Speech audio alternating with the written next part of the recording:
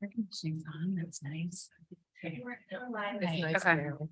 Hopefully we're not freezing stuff. No, by the I'm gonna end be of it. freezing. Okay.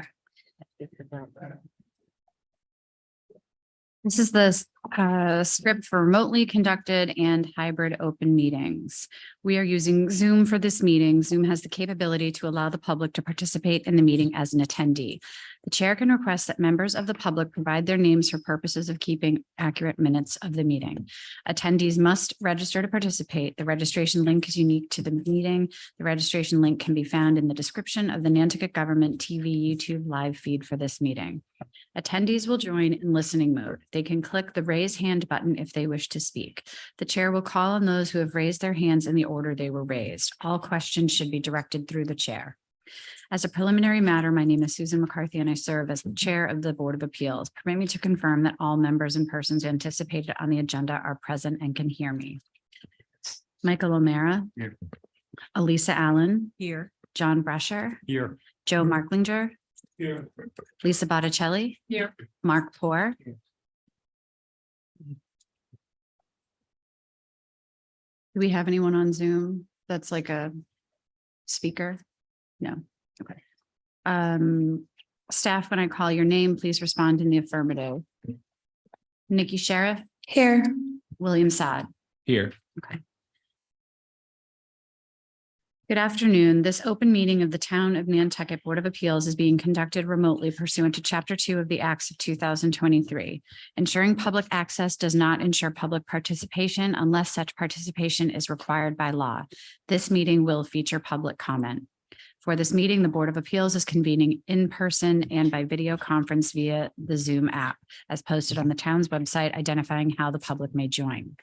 Please note that the meeting is being recorded. Some attendees are participating by video conference. Be aware that other attendees and viewers may be able to see you. Do not screen share your computer. Anything that you broadcast may be captured by the recording. All supporting materials that have been provided members of this body are available on the town's website unless otherwise noted. The public is encouraged to follow along using the posted agenda unless I note otherwise. We are now turning to the first item on the agenda. Before we do so, permit me to cover some ground rules for effective and clear conduct of our business and to ensure accurate meeting minutes. I will introduce each speaker on the agenda. After they conclude their remarks, I will go down the line of members, inviting each by name to provide any comment, question, or motion. Please hold until your name is called. Further, please remember to mute your phone or computer when you are not speaking. Please remember to speak clearly and in a way that helps generate accurate minutes. For any response, please wait until I yield the floor to you and state your name before speaking. If members wish to engage in a conversation with other members, please do so through me, taking care to identify yourself. After the members have spoken, I will afford public comment to those members of the public that have joined the meeting via Zoom. Members of the public who wish to speak or either via Zoom or in the room. Members of the public who wish to speak must state their names and be acknowledged by and speak through the chair. Each vote taken in this meeting will be conducted by roll call vote.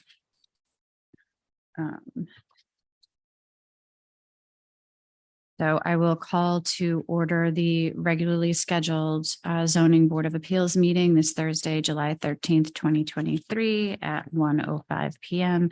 Would someone, one of the members, make a motion to approve the agenda as drafted? So moved. Okay, so I heard John Brescher made the motion and Michael O'Mara seconded. I'll do a roll call vote. Myself, I, Michael, Elisa, Aye. John, Aye. and Joe. Aye. Okay. For the minutes, Nikki, thank you for making the corrections to the May 18th and then the June 8th minutes. Did anyone have any comments on the May 18th other than what I had submitted last month? One comment? Yeah, my name's spelled wrong. Okay, well, that's important. Page 1, 4, and 5.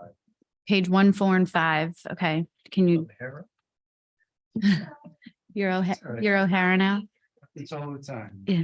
And then on the June, so was that any other comments or was that the only one? Okay, so on the June 8th minutes, where are they?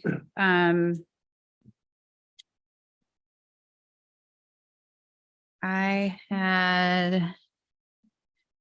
just had a couple of just where the translation maybe missed like a the or an like nothing, nothing really substantive. I did see on page 2 of 8 under Michael at the after he said his sentence, and there's just the word foreign, which I think I don't know why that's in there. That can come out. And I think under mine, there's another one where it says I think it's missing a word information. But other than that, I can give those to you after, so you don't have to write them down. Did anyone else have any typos or comments on the minutes from June 8th? No.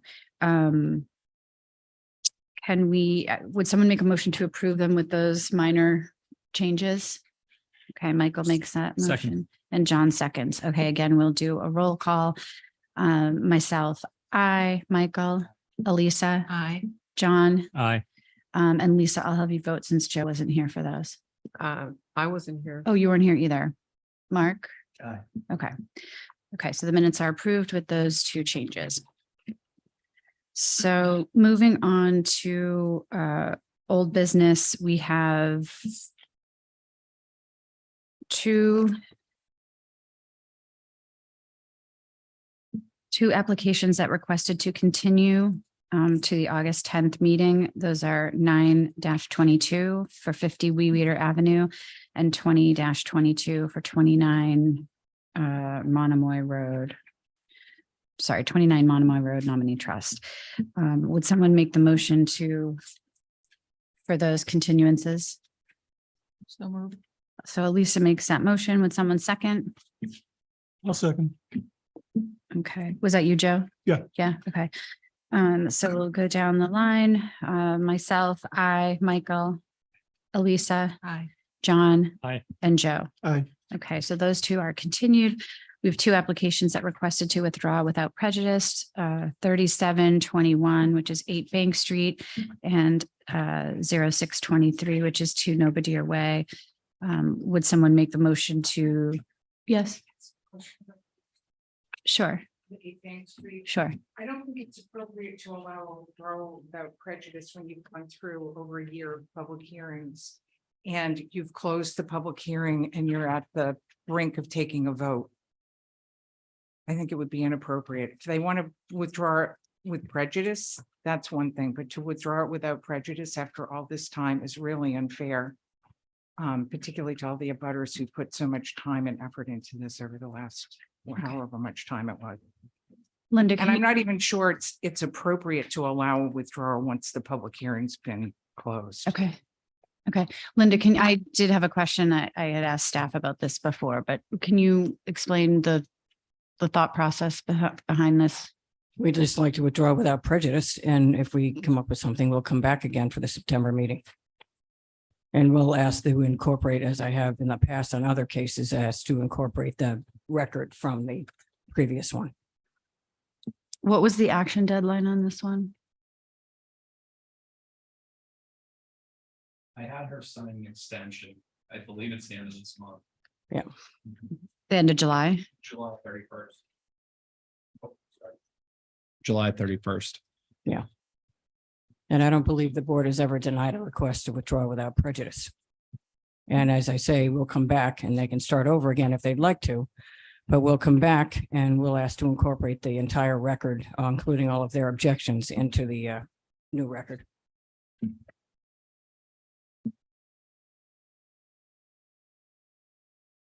Michael, have you ever seen us do this before? I know, I was trying to think too, because I don't recall us, at least things that I sat on, I don't remember us ever closing a public hearing. And then having the decision in advance of voting, and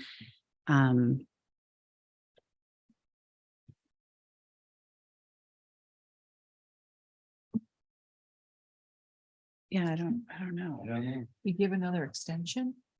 I don't mind giving another extension. You don't want it, or you? No, I don't mind doing another one. I would rather give an extension on this one, because I do have some questions about the timing, not really your motivation so much as just procedurally to make sure that we're doing the right thing. Do we, you going to make a request for town council on that one? Something I don't know. like I don't know. I was like, thinking it over, and asked staff if there was what the reason it was behind it. And I hadn't really thought, about the fact that we had actually closed the public hearing, and I just want to make sure that the timeliness of the request is appropriate. That's fine. We can go to August and get to town council in the meantime. All right, so why don't we, can we, if it's on the agenda for the request to withdraw without prejudice, we can change that to a request to continue? Mhm. Yeah. Yeah, okay. So how does the board feel about that on this one? I think that's the right thing. I think so too. I mean, Okay, If they know they're coming back, that makes more sense. Rather than, well, I don't think they know they're coming back. I think I want to make Oh. sure on our end, before we either deny the withdrawal or allow a withdrawal, that it's actually Yep. appropriate. The only interesting thing about a continuance though is you can't reopen the public hearing. I guess you can. No, we wouldn't be, I think the track that we were headed in was we had a sample decision with conditions that we were either approving or denying. Right, And that was really all there was left to do. right. So if they continue it, it's only to get town council's Opinion on the recommendation timeliness. how to do it. Right. And so then They we could either, never reopen this discussion. Mm-mm. no, they'd have to So reapply. reapply. So, why do they want to withdraw rather than continue? Why did they ask if they could withdraw rather than? well, continue? we're not, but I don't, that's what I asked Oh. and she just, the I'm reasoning was that they assuming wanted. they're gonna try to get the sewer up there. Yeah. And not have to deal with the septic system. Yeah, so let's, before we're getting into the merits of it, or let's just, I'd say if someone would make a motion to grant a continuance till the August 10th, 2023 meeting, and then if you have to sign an extension. I'll get Billy in the office. Okay, so, I'll have her sign an extension tomorrow. Okay. If I can. so would someone make the motion to, I'll make that for motion. the continuance? to Okay, Continue And would rather s- than withdraw without prejudice. okay, and would someone second that? I'll second. Okay. Lisa, you were sitting on this one, right? Mhm. Okay, so who was the sitting board on this? It was me. Jim, Oh, Jim's not here though. Okay, but that's fine. Okay, so myself, Elisa, John, you're not on this, are you? Mm-mm. No, and Michael, you are. Fortunately. Yeah. Okay, so myself, Michael. For the continuance, Elisa. Okay, Joe, he's not on it. I know, but I only have, It's the first day. but can you just vote on the continuance? No, No. all right, just voting on the procedure. I can't No. vote on the procedure. 1, 2, 3, then Lisa, Aye. Okay. but then we only have Yeah, 4. 4. But that's all you need Okay. right, for that. And then the second one was 0623 to Nobadeer Way. Also asked to withdraw without prejudice. Would someone make the motion for that one? So moved. So that was you, John? Yep. Okay, and someone second? Second. And Michael. Okay, so again, myself, Michael. Aye. Elisa, Aye. John, Aye. and Lisa. Aye. All right, so those, that one's continued.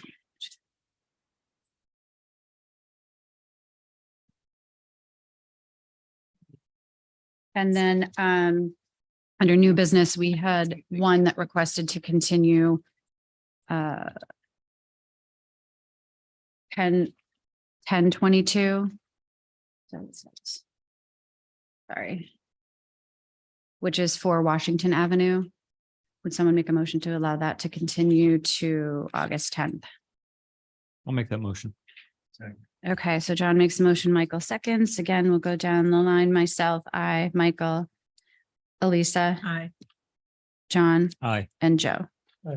Okay, so that one is continued. Okay, so the first item that we're going to talk about today is 0723 Charles B. Johnson, 4 Harbor Square. Sarah Alger presenting and Danielle De Benedictis.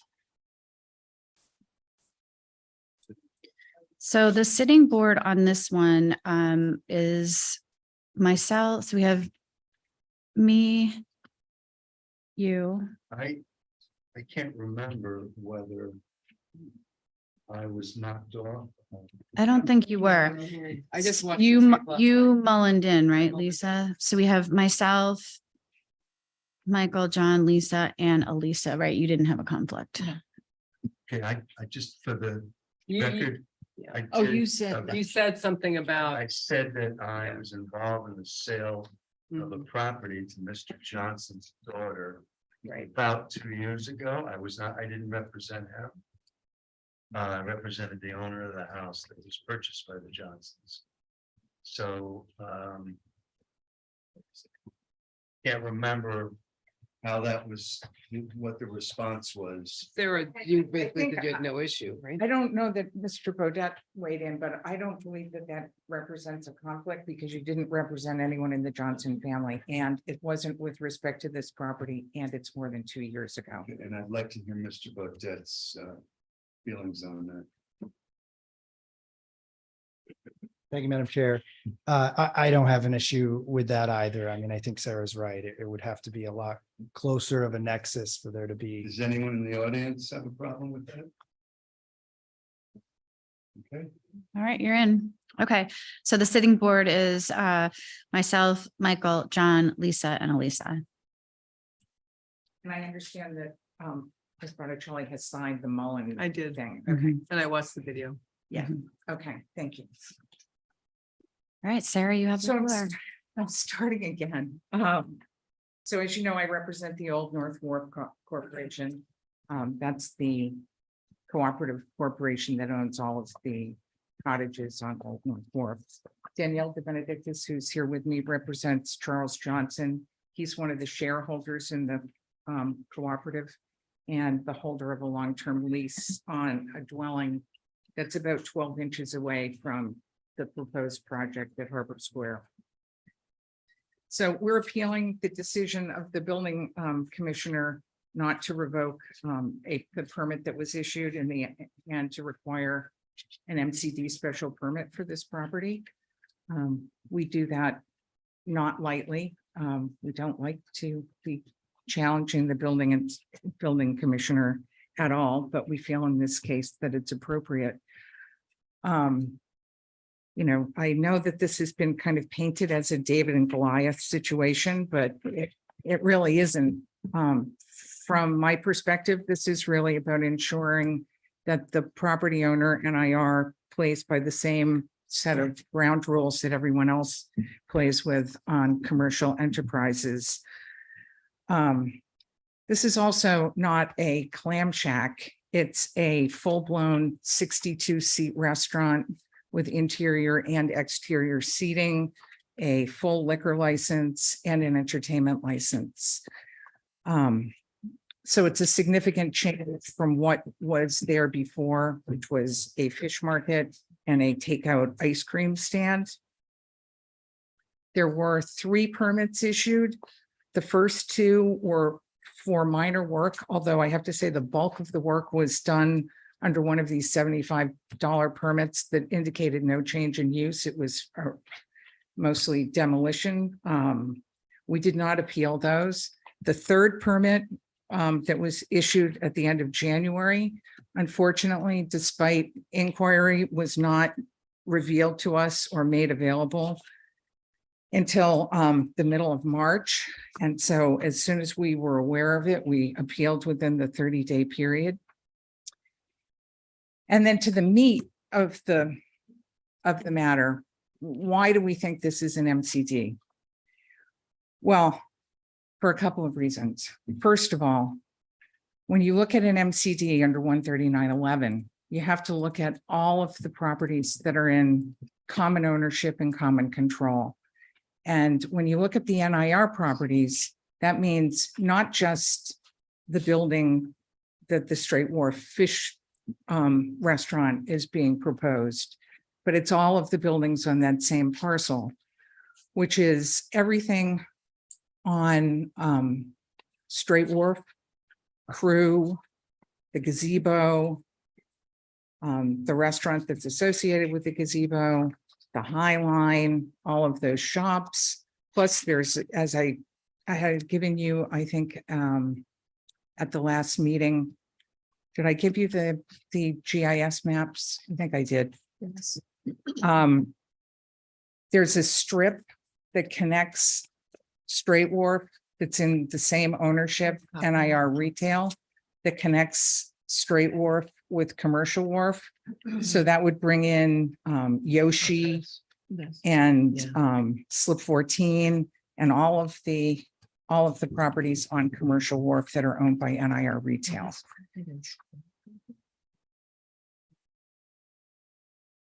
The Okay. Oh, yeah.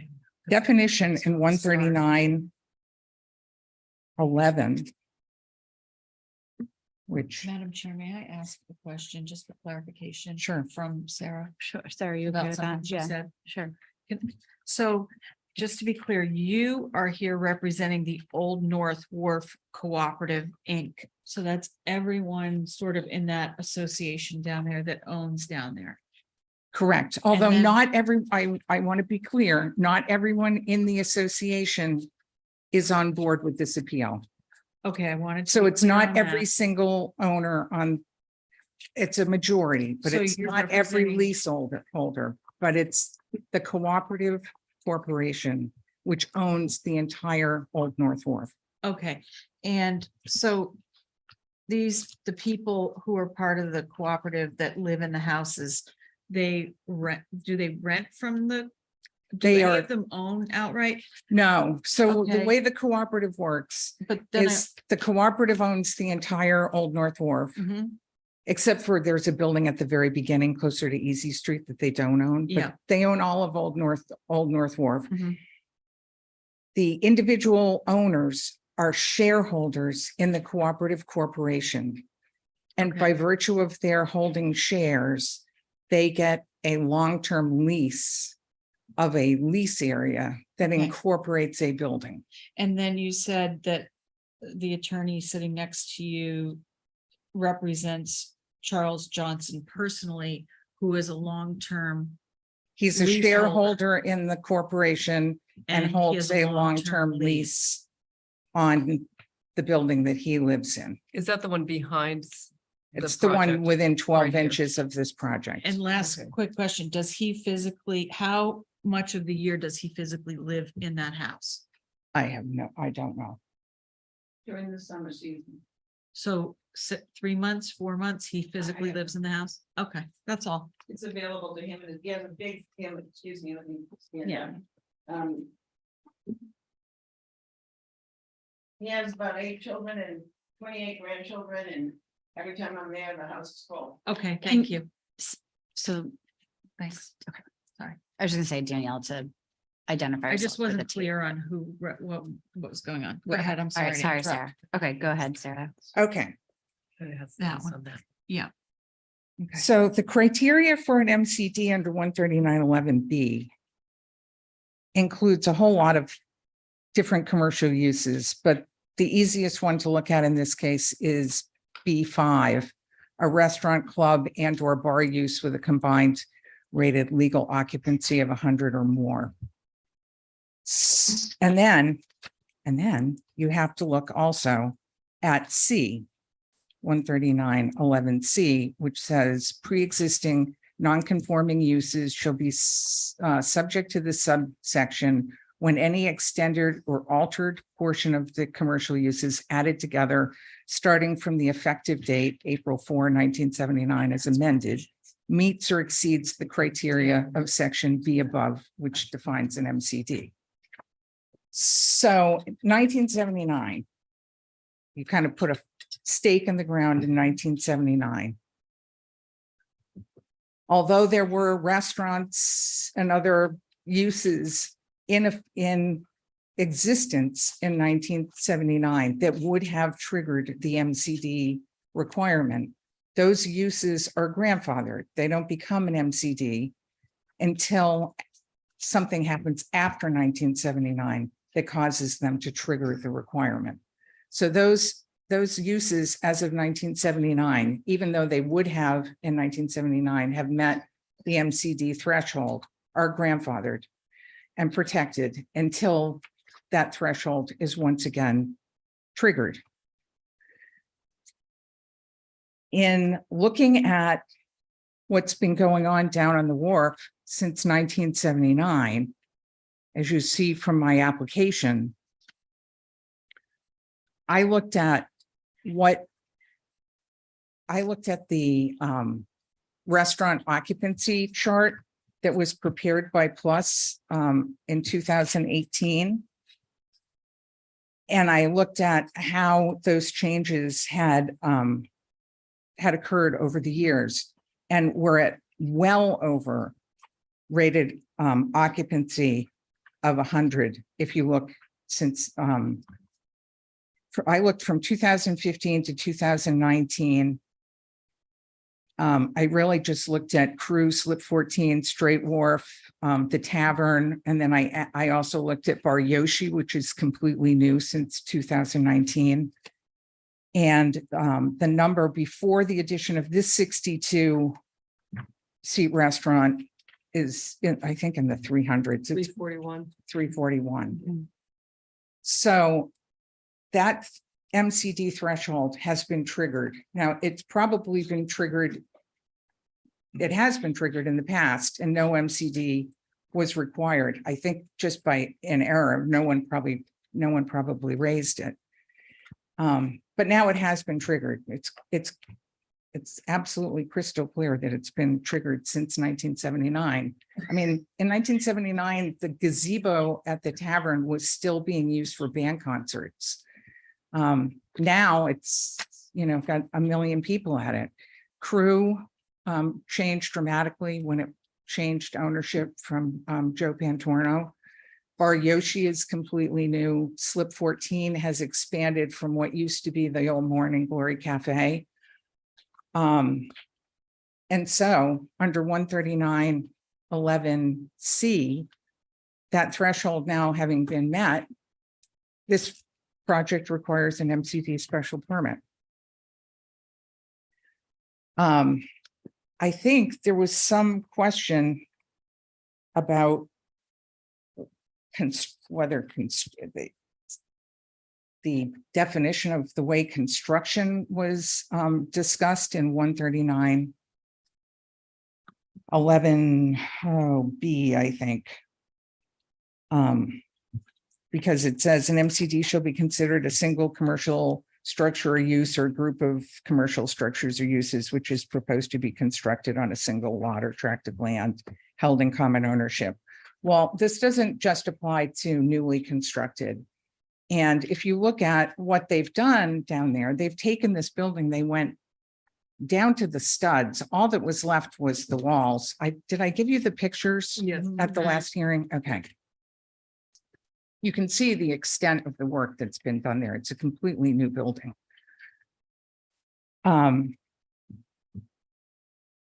So why is this important? Well, it's important because the MCD process allows for neighbors to have input into commercial uses, or abutters to have input into commercial uses that rise to the level of a major commercial development. And that's important because it gives them the ability to talk about how is the trash going to be handled? What are the hours of operation going to be? All of the things that we see, all of the other major commercial developments in town subjecting themselves to. I mean, and those buildings in town that are MCDs were also not new construction. The Brotherhood is an MCD. The boarding house Pearl is an MCD. Where the Faraway, that's an MCD. There's all these MCDs in town. This property is an MCD too, and it should be subjected to the same rules and the same oversight and the same construction. I'm not saying that a special permit wouldn't issue. It very well may issue, but we don't know because they haven't applied for it. And because they haven't applied for it, none of the protections and conditions that would go into place in an MCD have been imposed or even looked at or even discussed in this situation. And that's important, particularly to Mr. Johnson living 12 inches away. I mean, he really ought to be able to have some meaningful input into a change from a retail fish market and takeout food, takeout ice cream stand to a full-blown licensed 62-seat restaurant with a full liquor license and entertainment license. And so when this permit issued in January, what was checked off on it was the change to the restaurant, and that should have triggered the MCD requirement, and the permit was issued and should not have been. At a minimum, if you even decide, well, it's all right for them to do the construction, they just can't open, then the issuance of a CO under that permit should be conditioned upon them getting the proper permits and going and getting an MCD.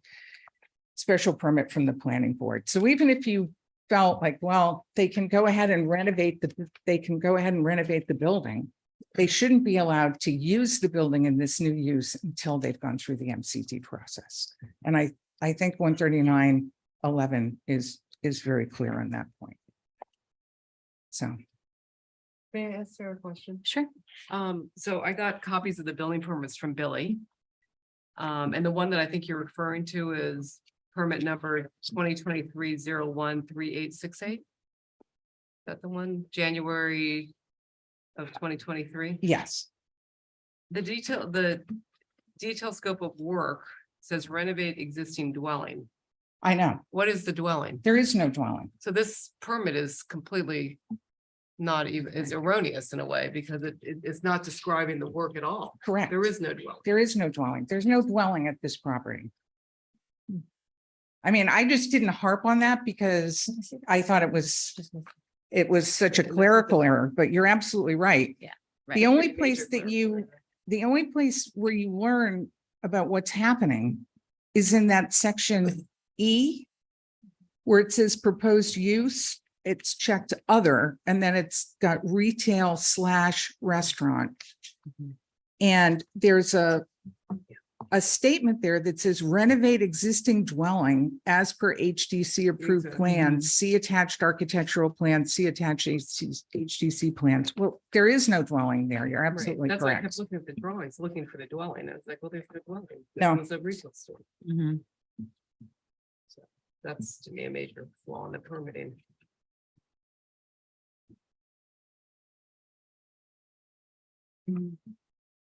And then the other ones, one permit is from January, no, hold on, October of 2021. So they Mhm. started work in 2021. Correct. But that That was permit, interior those- only. Yeah. those were like interior only. They didn't indicate any sort of change of use. We don't per se have a problem with the renovation and remodeling of a building. It's the use that's the issue. But I guess my question was, has it been under construction for that long or did they reopen in some fashion? No, It's been under construction. they've been under construction the entire, So for almost and they 2 went years? very, very far under that October permit. They were, which is why we kept going down and looking for additional permits. Because we kept thinking, how are they doing all of the work that they're doing on this $75, remove existing equipment, remove walls permit? Okay, thank you. Thank you. I have a question. Okay. So Mr. Burdette said this should be time barred, which means it wasn't, to me, it meant the application was beyond the 30 days. So if it wasn't in on time, Right, were- why are we here Well, I would so- argue talking that- about this? Are you, so I was gonna, I made a note of that as well. Are you Right. saying that, your argument is that There's it's case timely law from to when the you, effect that you have to appeal a permit either within 30 days or within 30 days of your being aware of it. We weren't aware of it. In fact, we have emails where we were trying to get copies of the permit and it wasn't available. And then we went to the liquor license hearing, which I think was around the 15th of March 15th. And a representation was made by one of the applicants that they had this permit. We're like, well, what permit? So we went the next day to the building department and asked for a copy of the permit. And we're told there was no permit. And then the day after that, somebody called me and said, we found the file and we found the permit. We're sending it to you. But to me, So as soon as we learned about it, we appealed it. So that was my question. So it's not just 30 days from issuance, it's 30 days from your knowledge of it. Correct. And that's. I would what also you're make the argument that this permit might not be in effect because it's not describing the work that's taking place properly. I mean, you know, I'm not saying, I don't know, it just seems like it says they're renovating a dwelling.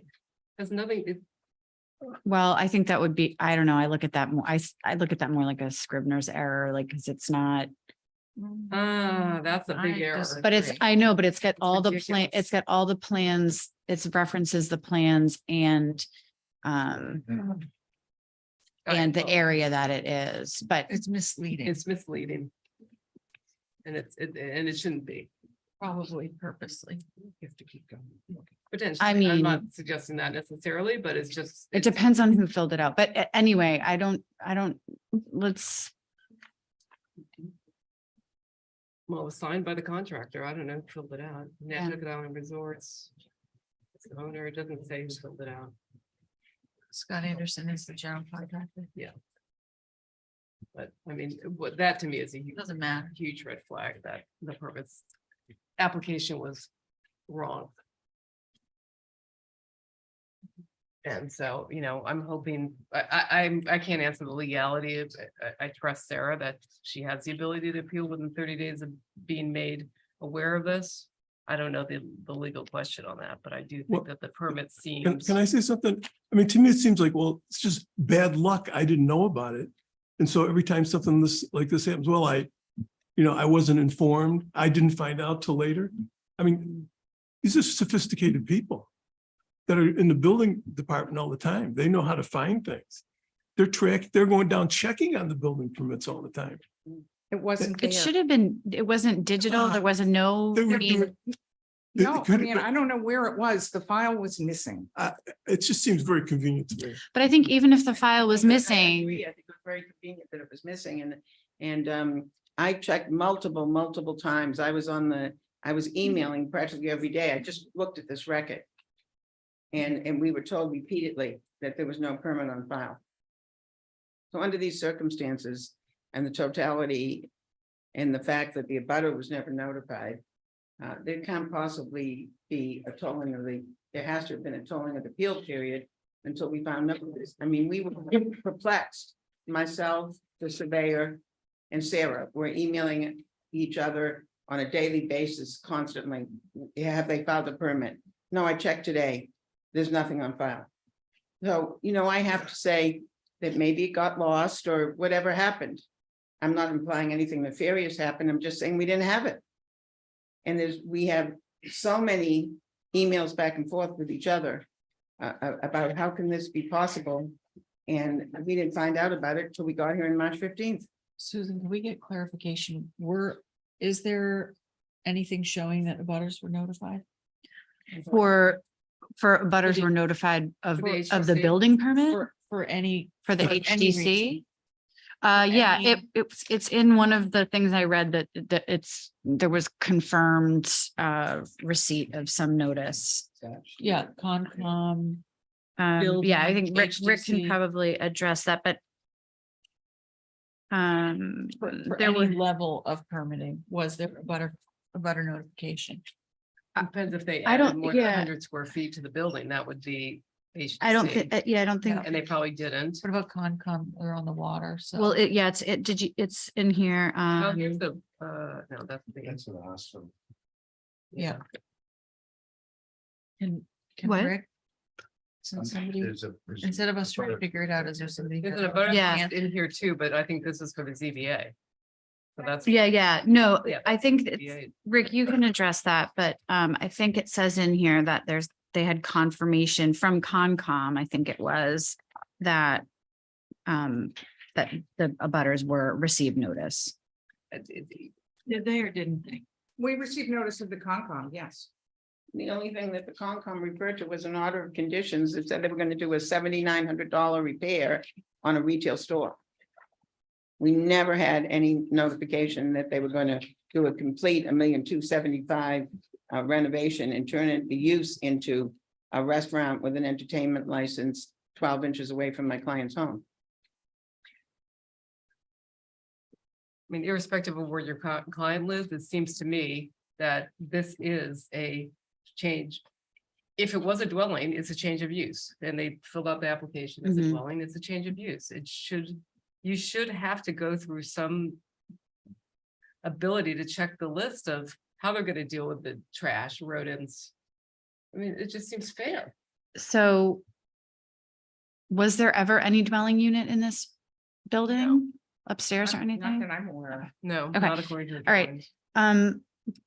I'd like to hear from Rick, unless you have anything. I think that I just echo whatever Sarah said, and I think the record's clear about what happened. All right, Rick, do you want to address Should do. some concern?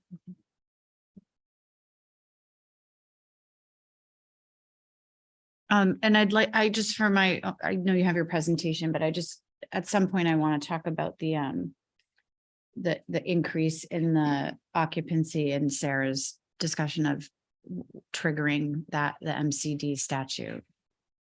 Or requirements rather. Thank you, Madam Chair. Yeah, I'm prepared to talk about that as well. Okay. Rick Bodette for the owner of the property, Nantucket Island Resorts. Tim Sullivan, John Tuig, I think are also on Zoom with us. And we are asking that you uphold Paul's decision to not revoke the building permit that we have. And I'm going to get to the legality of some of these things, but I do want to just make a couple statements and address a couple things because this has gone on for a long time. First and foremost, Sarah wants you to not consider this a David and Goliath situation because NIR is the property owner and can fend for themselves. And while that's true, we can defend ourselves, and that's why I'm here, and we'll continue to defend ourselves. Make no mistake that this is a David and Goliath scenario. The person who is really hurt by this is the person who just wants to open this restaurant and who has had permits for 2 years in hand. So I just wanted to say that. And I also wanted to say that I take issue with the insinuation that NIR doesn't play by the rules and that we didn't get permits. I've been representing NIR for over 16 years. And one of the beauties of them as a client is they always get their permits. It's important to them to get their permits and to not have bad press like this for not getting permits, right? Unlike some clients that I have. So it's really incorrect that they don't play by the rules and they don't want to go get permits, okay? Because I file MCDs for them a couple times a year, okay? And in this case,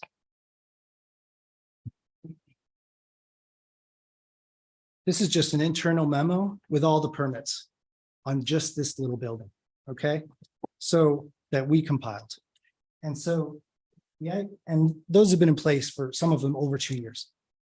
So the insinuation that we didn't get the permits, that we don't want to play by the rules is flat out incorrect. So now there are a couple of reasons why you should uphold Paul's decision. The first, as Joe pointed out, is that this matter is time barred. Okay. Sarah said it's important that we get an MCD so that her clients have notice and can talk about trash and everything else. Well, they've had notice for nearly 2 years. The very first application we filed was August 16th, 2021 at the HDC. And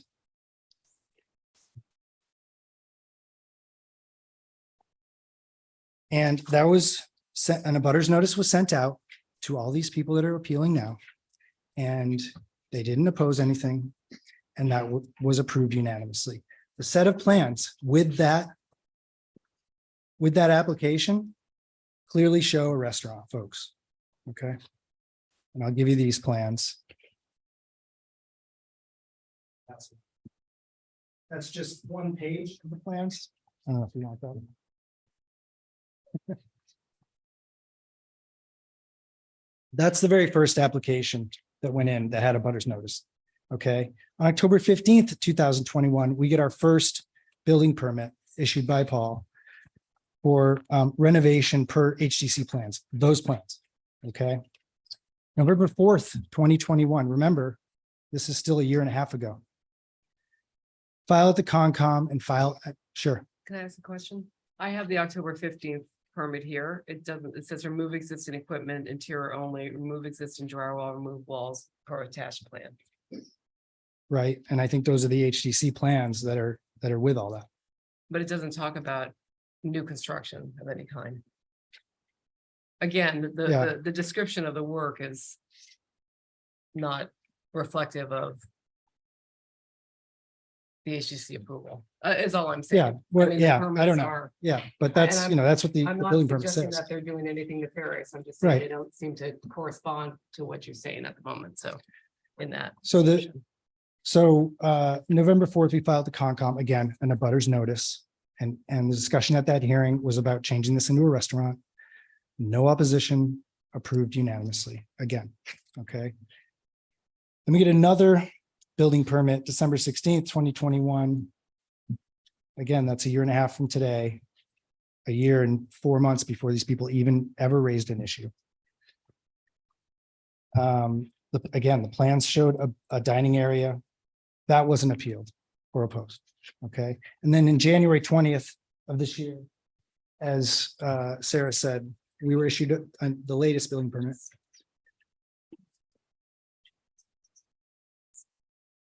I'm sorry, the second building permit, just so you know, was to repair the foundation Yes. as well. That's right. Okay, and then the third building permit, everybody's talking about saying a dwelling. I agree that that's a mistake. I think the question is, did Paul think this was a dwelling, folks? Did we think it was a dwelling? Did Scott Anderson think it was a dwelling? He was the one renovating it. I doubt it. I think it's just, you know, maybe it's a term of art. I don't know. I think it's a mistake. It should have said structure. It should have said commercial structure, but it says dwelling. And I don't think it's relevant because everybody knows it's not a dwelling and none of the plans show it as a dwelling, folks. In any event, they didn't appeal that permit either. The January 20th, 23 permit. They had 30 days to appeal that permit. And you've heard Sarah say they didn't know that the permit existed.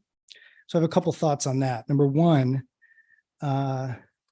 if it's true that there are court cases that it's either 30 days or 30 days when you have actual notice or constructive notice.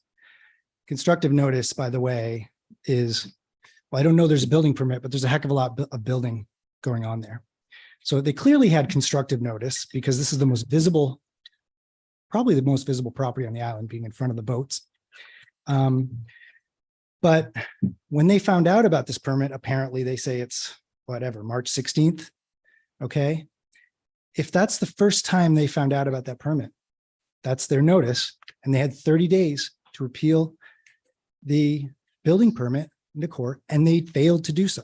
Instead, they asked Paul to revoke that permit, and Paul said, I'm not revoking that permit. So, and the idea that there's some missing file that nobody can find at the building department is silly as well. When this first came to light and this first kind of hit the fan was the end of the first week of March. Okay, I was on vacation. I came back to the office the 13th of March, a Monday, found out what was going on with this matter, had a couple of meetings, and asked my partner, Brian Swain, to go down to the building department and find the permits. And the next day he came back with all the permits, and the file might've been a little disorganized, but they were all there, folks. So all these people had to do was do their due diligence and go find the permits if they wanted to appeal these permits. And that didn't happen. They ignored this for a year and a half, now close to 2 years. And there's no excuse for that, folks. So And I think what happened here is they knew they were beyond 30 days on the January 20th permit. And so what did they do? They cook up some MCD violation to bring to Paul so that Paul would not revoke the permit, so they'd get into you. And the whole goal is to get into court, folks. They've been trying to drag everybody into court from the get-go. That's why they want to be here. They don't care about an MCD. They just want to get into court. So they're free to do so, but I think any court is going to tell them they're time barred. So for your suggestion, Susan, there is a second reason why you should uphold Paul's decision and not revoke this permit. And that's because this doesn't require an MCD, period. Okay. The MCD provision of the bylaw 13911B is the definition of what an MCD is. And it states that a group of structures, if an MCD is required for a group of structures or uses to be constructed. It's a two-part test. Number two is meeting any of those criteria. Okay, you need both of those in order to qualify for an MCD. All right. And then Sarah is relying on expanding that by including the provision in 13911C, which is the pre-existing non-conforming use section of the MCD provision in the bylaw. And that provision is only applicable for pre-existing non-conforming uses that you're going to extend or expand or alter, okay? This building, this use has gone from a conforming use to a conforming use. It is not a pre-existing non-conforming use. That's the only time you use that provision of the bylaw. An MCD is not a use. It's not an enumerated use in the bylaw.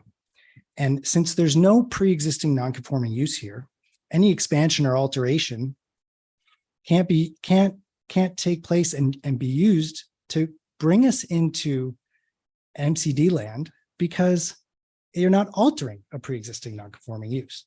And a good example of that, right, is, a pre-existing non-conforming use is, the West Ender, what is now Millie's. Okay, at one point, that started as a pre-existing non-conforming restaurant in a residential area. Okay, and they expanded it, and expanded it, and expanded it. Eventually, they triggered the MCD provision. They had to get an MCD, and that's now under an MCD. Okay. Another example is across the street at Fairgrounds, folks. That hasn't quite triggered an MCD, but there's language in your decision, the latest decision from you guys. That's, again, it's in R10. You can't have a restaurant in R10. It's a pre-existing non-conforming use. And eventually, what your decisions say on that property is they're not there yet, but if they expand more, every time you add on to be constructed, an expansion of a pre-existing non-conforming use, if you trigger a threshold, you have to come in. That's not the case here. That hasn't happened. And so, this doesn't require an MCD, folks. It never has. I've been representing them on this wharf through 4 building commissioners. And we've come into you a lot of times back when these were non-conforming, right? Because of parking and loading, et cetera. But we've never been asked to come in for an MCD for a mere change of use in a single building, particularly one that's allowed. So, so again, we ask you to uphold Paul's decision. It's time barred. They're too late. They had every opportunity to complain. They had every opportunity to go to the building department and get the permits, and that didn't happen. And so they can't, if they could have appealed the building permit like they said they can, then they would have by now. They know they're time barred. They want to come to you to get us into court. And that's unfortunately what's probably going to happen. So, and again, it doesn't need an MCD. And I think Paul properly issued the permits, like I said. And again, we play by the rules. So I'm happy to answer any questions as well. And I do have, just so everyone, just some notes that I had typed up. Can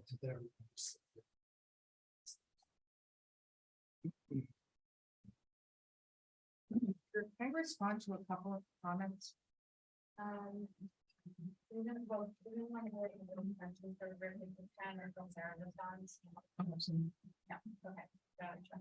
Oh, here's the next one. I want to clarify why we didn't appeal from the Concom and the HDC and all of those things. None of those permits, none of the Concom permits, none of the HDC permits, none of the prior building permits until January allowed a change of use.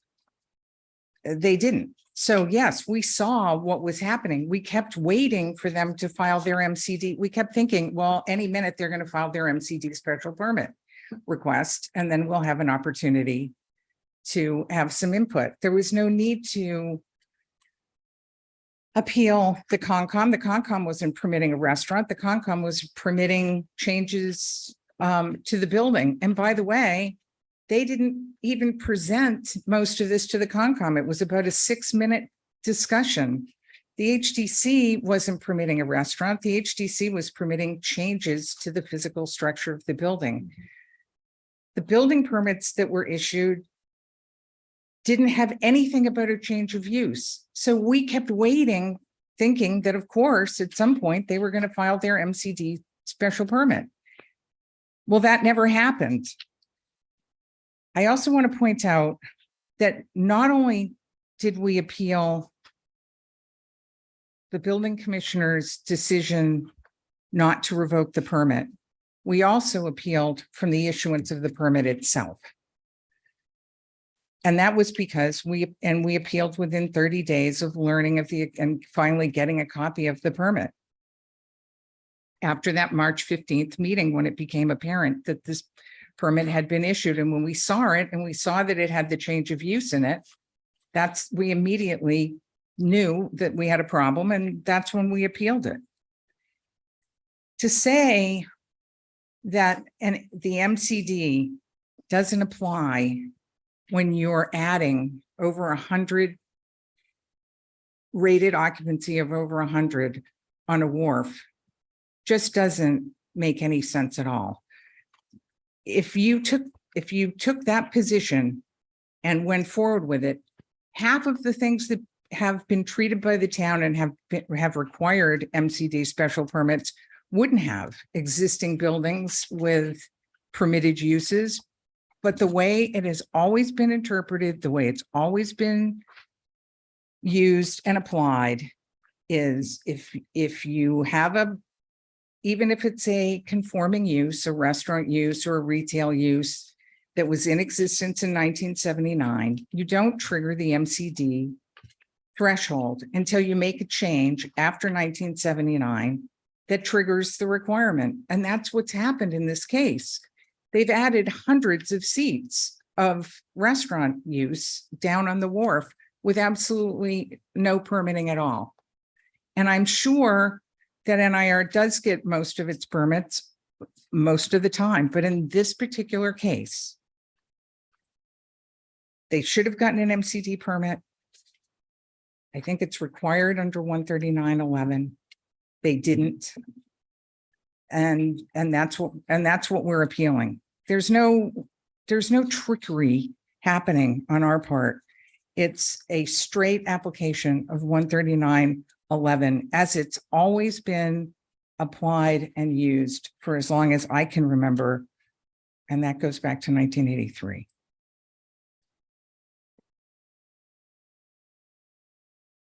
And Sarah, you're getting the restaurant use with the combined rated legal occupancy of 100 or more, not from this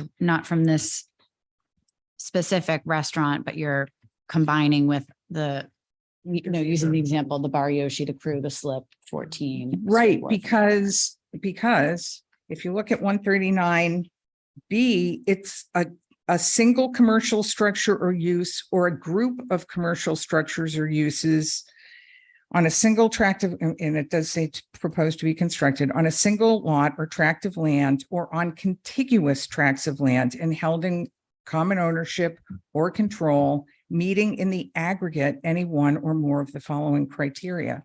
So you can't just take this building and pluck it out of a greater parcel. It's on a parcel that's in common control, common ownership, and common, what is the exact word? Common control and common ownership, both common control and common ownership on contiguous tracts of land. That incorporates all of Straight Wharf, the gazebo, the tavern, that strip that connects it to where Bar Yoshi is on Old South Wharf. It's all of that. And I think any of their changes that are adding from this point forward should require you should have an MCD permit now, and anything going forward should require a modification of that MCD permit. That's a fair question. Sure. You had mentioned that the Pearl and the boarding house had to go through an MCD. Was that when Seth and Angela originally did the project or recently? It was originally, it was under special permits, and then when they added the Pearl, it became an MCD, and it's been an MCD ever since. And then my other question, wait, I think I had a question. That went out of my head. Never mind, it'll come back. Rick, can you address the Sarah's points about the change of use and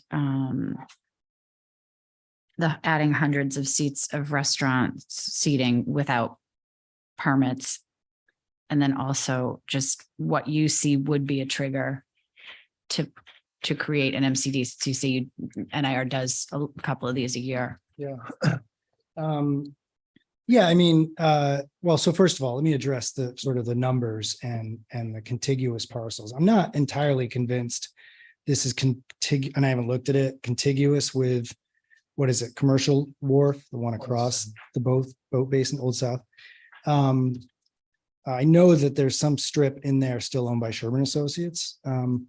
But nonetheless, I can tell you, like I said, I've been doing this a long time for this client. And I know Melissa Philbrick before me never came in for an MCD on any of these wharves. In fact, we would come in to you guys if there was some kind of nonconformity like parking when we were changing a use and that was going to change, or increase parking, or we've been here a number of times for uses for individual buildings. So that is exactly how it's always been interpreted. In terms of the numbers, first of all, I think if there are numbers like that out there, I don't think those can change, because I think those restaurants have probably relied on those numbers for a long time, and I don't think that can change now. But even aside from that, even if Sarah's right about, increasing restaurants' occupancy over the years, I question the numbers. Okay. And the only reason I say that is because I looked at just one. When I saw Sarah's spreadsheet that she sent, and it does, by the way, have a typo. I think it says 185 increase for the tavern. I think if you pull those numbers together on your spreadsheet, it's actually maybe 105 or something different. Anyway, it's a little inaccurate. I don't think that's her fault. I think it was just a typo. But nonetheless, when I saw that number, 185 occupancy increase for the tavern, and look, I've been on Nantucket 20 years. That's about 8 minutes in the world of Nantucket. Okay. But I know the owner of the tavern, and I've been there. And I don't think they've changed anything. So I called Luke Tedeschi right away and said, hey, you increase your occupancy from 2015 to 2019 by 185. And I said, what did you do? Did you add on to the building? Did you go upstairs? Did you sprinkle it or something? And he just chuckled and said, yeah, absolutely not. Steve Butler just added occupancy because he included the gazebo and he included the patio, which isn't supposed to be included. And then when Paul came in, I think he had a different interpretation, and that occupancy went down such that it's less than it was in 2015. So that occupancy has actually gone down if you look at their COI. So I question the numbers, and even if something does increase by occupancy, I think what you need to answer your question, Susan, is a pre-existing non-conforming use that is altered or expanded. In other words, if Steve Butler tells the tavern he's got 100 more occupancy, just like that, I don't think this board or the building commissioner would ever require an MCD just because someone says your occupancy went up when you did nothing. The MCD provision of the bylaw is very clear, to be constructed, and those provisions have to be read together. So if it's a pre-existing non-conforming use that is to be constructed, to be expanded, altered, extended, it says, then that could trigger an MCD, like I said, with a Millie's, with, at some point, fairgrounds. Maybe at some point, I don't know, the boarding house. I'm not sure what the scenario was there. The Brotherhood. I mean, at some point, if you have a pre-existing non-conforming structure or use, and if, look, and I don't know what happened in those scenarios. If someone just goes in and gets an MCD, that doesn't necessarily mean the town required them to. They just thought they did. So if they interpreted it wrong, that's their problem. But we're interpreting it right, and we don't need an MCD on this property. Thank you. And just to clarify, Rick, the change of use, the restaurant use is allowed by right, Yeah. and the Correct. use that existed before these permits were pulled. Yeah, so they both were as of right uses. It was a fish store and retail and an ice cream shop, and it went to a retail fish store and a restaurant. So any restaurant under 70 seats is allowed as a matter of right. So they don't need a special permit or anything. They don't to need a change special permit. use. If it was a restaurant with 71 seats, we would have to get a special permit, not an MCD, but a special permit for that use. If it's occupancy over 100, or new construction or expansion of a pre-existing non-conforming use, then it's MCD. Can I ask one question? Of course. Rick? Yeah. On the time barring thing, who decides? I mean, to me, I agree that it wasn't in a timely fashion. But here we are. Yeah. At some point, is it like a higher court? The Yeah, I think- step- I mean, Oh. it seems like we're not gonna end because it was late. So what's the next step? Yeah, I think ultimately, the Feedback. next, yeah, if you agree with Paul that he should not have revoked the permit, then it just gets appealed, your decision gets appealed to Superior Court. Mhm. And the Superior Court will clearly address the time Yeah. barred issue, and any other issues as well, potentially. But I think they'll start there. Thank you. I have a question, Madam Chair. Sure. What, actually, Rick, this probably will be to you. What was the occupancy of the ice cream and fish store? What was the occupancy number when it was used as those two businesses? I to be perfectly honest, I don't know, Lisa. I don't know. You typically wouldn't, I can find out, but you Well- typically wouldn't count that unless. But I Unless, don't think in either case, there was, as far as occupancy goes, I guess there's just people standing in there. There was nowhere to sit inside. What does occupancy mean sitting and dining, or does occupancy mean just standing in the space? both. I mean, okay. It's both. It's really, it's the kitchen. How many kitchen staff do you have? They do it by square footage, like. I if think you they, have- both. I think if you have Okay. seats, I think Yeah, my yeah. understanding is they include some seats, but then obviously there's open areas where someone could be standing there waiting for a table. That, Mhm. I think the occupancy of everything, the kitchen and everything has to be. I'm trying to understand the increase in occupancy. I hear 60, I hear 100. Well, the 100 is what triggers, the 100 is what would trigger the An MCD. And you've applied as something that will only have 62 occupants allowed. No, Okay, no, we applied for it's a 62 seat restaurant. okay, Okay. I think, and I don't have it right in front of me, but the letter I submitted to you guys, I Mhm. think has a calculation of the occupancy. My memory is So that's that, people in the kitchen, that's yeah, people, staff. yes, we had our and architect people calculate sitting. that, and I want to say, Yeah, so what's that number? 63. yeah, I think it's not much because I don't think you But if include there's the deck. 62 or- people sitting That's down and including eating, Exterior seating too. Okay. according to Your calculation, 51 without the exterior. So the okay, occupancy so- is 51. how many people are sitting and how many in this restaurant? Forget staff. How many Sure. people are allowed to sit down in this restaurant? How many seats? There are 62 seats proposed. And how many people will there need to be to staff Um, this? Are you trying to get to if he's meeting the 100? Yeah. Like if it takes 40 people to run it, then you're over. Does it take 40 people to run 62 I think that's people how they do sitting it. and I don't- eating? It's, I I think- think it's 100. This is, yeah. I'm think just it's thinking of only this the 100 is logically. Based on the number of the restaurant count, not that doesn't include staff normally. That's what I'm trying to understand. So the provision of the bylaw, okay, that Sarah is saying we trigger, and jump in if I'm wrong, Sarah, is a restaurant with a rated legal occupancy of over 100. That's So just humans in the that's- space, no matter what you're doing.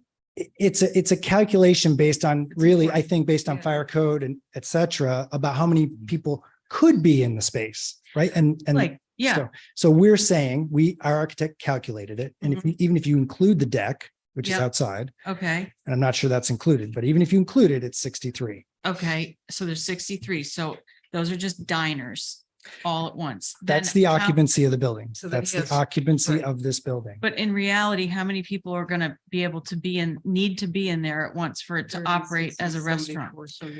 Yeah, I don't know. I mean, I mean, you know that there's waiters and waitresses and bartenders 88. and bus people and dishwashers and chefs and runners. I mean, it's just, sure. I get what you're saying, but I don't think that's how it's calculated. I don't think they Like if they- normally include the. If they bus staff. if they calculated, I mean, I mean, it's a good point. it's a gray area that I think matters, but it might not hold anything, but I'm just trying to be more realistic than, but Just- what I'm saying is we can't, if the statutes, if the bylaw says the definition is X, right, then I'm that, trying to and get to the bottom of what the definition is. Are they, does that mean just diners? Because we all know it takes people to run a of business. course, right, with but 62 but I'm people. saying that's how it's And I defined. kind of don't If need I it may- explained to me. I want him to have to state it. Do you know what I mean? Yeah, but I think you're asking him something that we can't. That's Well, just, I wanted to that's, say that he can't, that's not included in the 62. That's why I'm asking him that question. okay, Madam Chair, may I make an attempt to sure. clear it up? Sorry. Yeah. I think I understand what you're saying and I think it is included in the 63, right? That's our legal, Staff is not that's, included in the that's, 63. that's our legal occupancy. In other words, Okay, right? I'm So just trying to be logical about it I too. get it. Like, Yeah. there's something that feels like the calculations are askew and I'm just trying to talk about it. sure. And one of the exercises we went through was to calculate the occupancy because Right. obviously, we wanted to know whether this restaurant Mhm. hit 100 occupancy, in which case, I think that in and of itself, this little building, Mhm, whether you talk about the whole wharf or not, mhm, would trigger it. mhm. Okay. And that's why we went through the criteria of getting the occupancy. But I think what occupancy means, is really a calculation. In other words, if our legal rated occupancy, I mean, for any building, Mhm. okay, is 63. Mhm. Okay. That should mean that you can't fit too many more people in there than that, but that happens, of Okay, but course, but right? since we're dealing with hard numbers and there is a fixed amount of seats in the restaurant. Mhm. And there's a number that's 100 and we have a fixed number of seats in the restaurant, which is 62. The restaurant has to run somehow. And if occupancy just means human beings in the space, I'm trying to figure out, are there 38 staff members that need to run this? Yeah. So therefore, that is right at 100. I'm just trying to So understand. I'll say two things. Number one, Because it's misrepresenting the meaning of occupants or the occupancy? Because we have to figure in more than just the diners when it's a full restaurant in the summer. I don't think you do. So let me just say two things, don't because know. that's not Okay. the I think criteria. you probably should, but I'm not. so Right, I'm sure just- I mean, I think you're that's right not that there are, if the restaurant is full, there are going to be more than 62 people here. Okay. That's what you're saying, That's right? all I'm trying. No doubt to- about that. Okay. Yeah, Because your and figures actually go to 80 something With, yeah, with not even with wait staff and runners. so you're still under 100 is what I'm, I'm still under 100 no matter what. Which I'm easily includes quite service. confident, two Yeah. things. Oh, I'm okay. quite confident that we don't have 38 staff Mhm. for this little restaurant. If you are. The other thing I'm confident about is that you don't count runners. Paul doesn't count runners. well, Nobody occupancy does. is Hank- for safety purposes. is it Absolutely. not? So runners, you do count because it's a human being that's in the space. It's an occupant. But- So I but think what what I I'm was trying getting to at say is the was- criteria is legal rated occupancy. Right. right. And if our legal rated occupancy, irrespective of how, whether I have 1 or 52 employees, Yep. my legal rated occupancy, if it's less than 100, I don't qualify. Right. In other words, I Well, since can't this is count. Such a finite number and it's a line in the sand between MCD and non-MCD. I'm just understanding our, Right. even with staff, 62 people sitting down, even with staff, are we under the 100? Are you under the 100? But I think what I get where you're going with this. Yeah. Obviously, yes, there are going to Yeah. be more than just the people sitting in the restaurant, Mhm. in the restaurant. But what I was trying to say was the 100 is calculated for that, whatever the term is, the legal, the Rated legal occupancy rate. That calculation, my understanding from what I've read from both sides is the seats. Yep.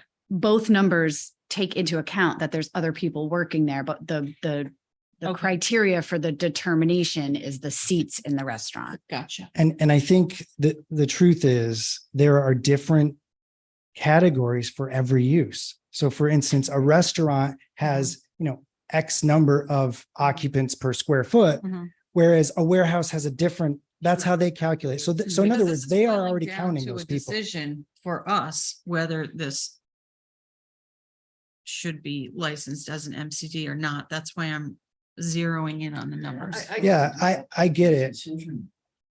Oh, well, but our process to get to that decision is to decide whether or not it should be an MCD. So that's why I ask. Yeah, I get what But you're I'm saying. satisfied. Thank you. Yeah. Okay. It does sort of surprise me. I mean, but again, this is the way the bylaws are written, that you can have a retail store. And it can change to a restaurant without any special permit process. Because the use is so much more intense as a restaurant than a retail store. Yeah. Outside, I mean, that. I know, but we're not rewriting the I know, bylaw no, like the but I'm bylaw just is. saying, I'm just making the Yeah. statement that makes no sense to me, that's how the bylaw is written. Yeah. That maybe whether or not it reaches the threshold of an MCD, but a special permit from the planning board, something, because it's a completely different use. Yeah, sure. I mean, but again, I didn't write the bylaw. I mean, it's allowed. If I built a new building anywhere downtown, it could be a retail building. If I tore that down and built it new, it could be a restaurant. If it's under 70 seats, it's allowed as a right. You may not like that, but then we should change the bylaw if that's not the way we want to do it. That's all. That's, Does, One more comment, Madam Chair. I'm gonna go to Michael first and then, okay. In the past.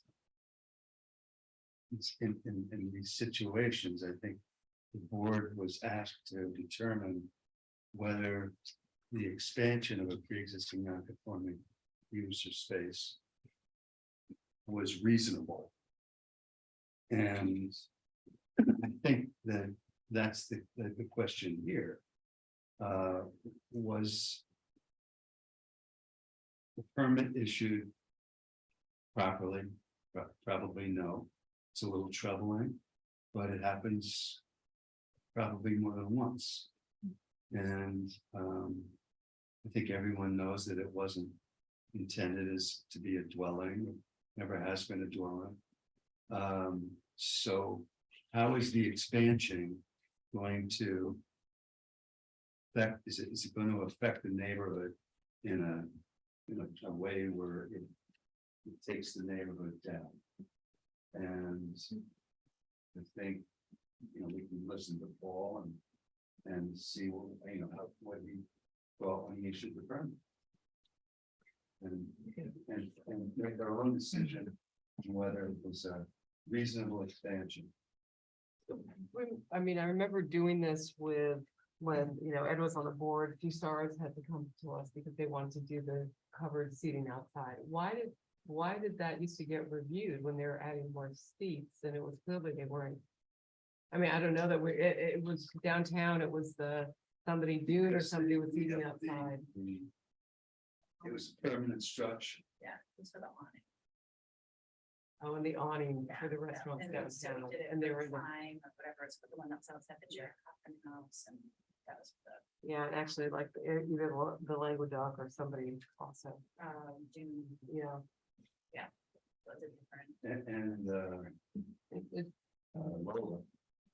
Yeah. Yeah, So Sarah. I just want to make two quick comments. The first thing I want to mention is what has changed. Well, one of the things that changed was the elimination of the parking requirement downtown. Because it used to, and I think the MCD guidelines may have changed as well, but there used to be a provision that if you did something that required more than 20 parking spaces, and I can't find it right now, it may be gone, then you had to get an MCD. Oh yeah, a commercial use requiring 20 or more off-street parking spaces pursuant to 139.18. So when the parking requirements for the CDT were eliminated, a lot of the requirement for an MCD in the CDT was eliminated because it was always the parking that was driving the MCD.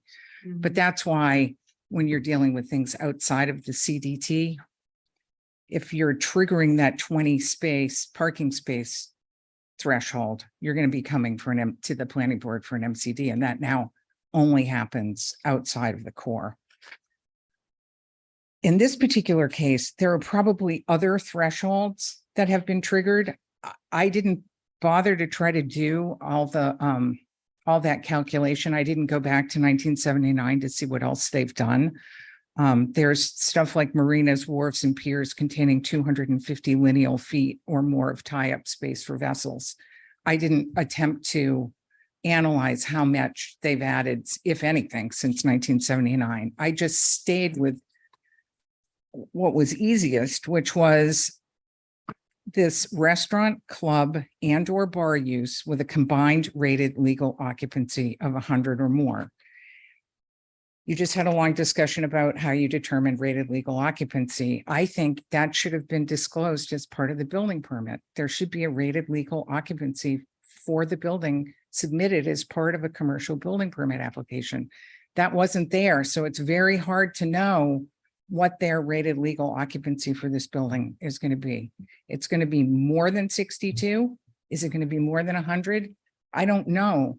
But what I do know is that you then have to take into account what's happening on the rest of the single lot or tract of land or on contiguous tracts of land held in common ownership or control.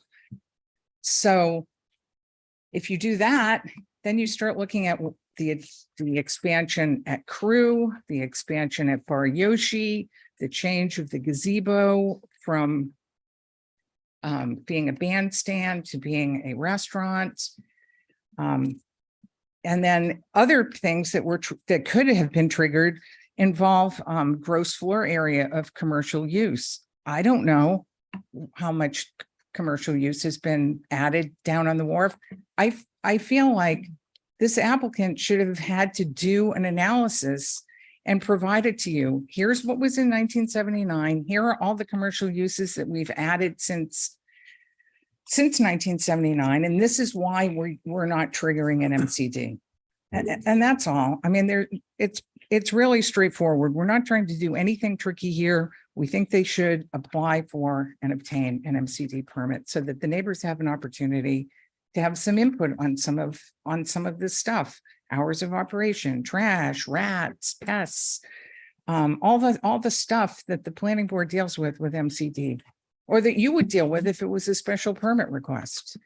But to just be allowed to go in and add a 62-seat restaurant on a wharf where stuff has already been added with nothing more than an HDC permit, a brief Concom application and a building permit that references a dwelling just doesn't seem appropriate.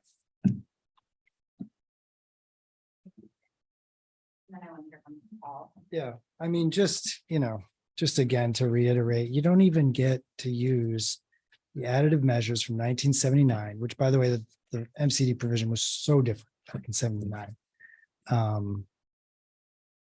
Unless you have a proposed construction of a pre-existing non-conforming use.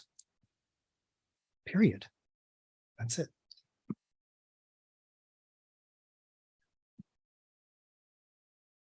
Paul Murphy, Building Commissioner.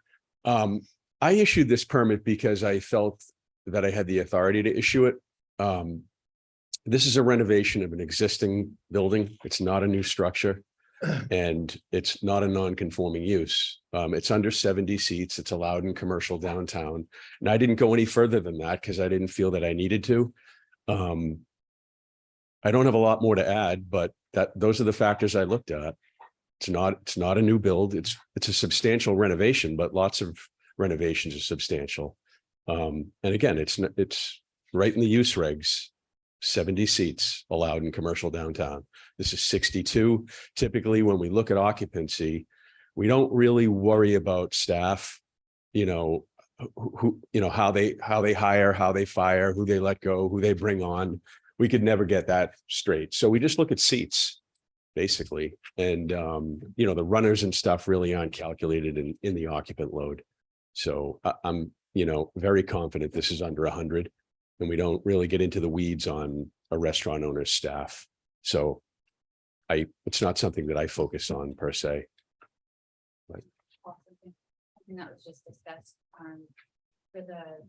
is it required on a permit for commercial or for a commercial permit to include the rated legal occupancy on building permit application? Generally, just seats. If you're talking about a restaurant on a certificate of inspection, generally, we want to know, how many seats. No, we don't really drill down on staff. Where was that information on their permit application? I don't remember. It would seeing- be, we would look in the drawings. I would, if it's not stated on a permit application, I'd look for it in the drawings. Or something like that. I haven't looked at those permits in quite a while. Yeah. Look at the drawings and see what was shown. Well, that was the HGC drawing is what. it said.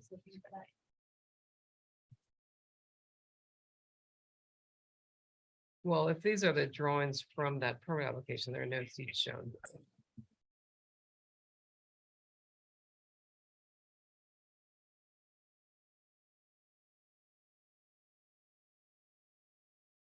But again, this is, it sounds like it is. Right? It's usually, you said it was usually listed on the application and shown in the drawings. Yeah, To make that, so that you can have the information to make your interpretation of whether or not it's 100 seats or not. sure. Right, but I don't see any place on this application where it states that it's only 62 seats.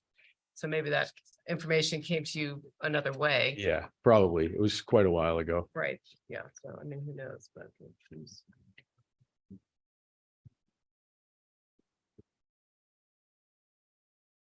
Any other questions for Paul at this time? Thank you. Thank you.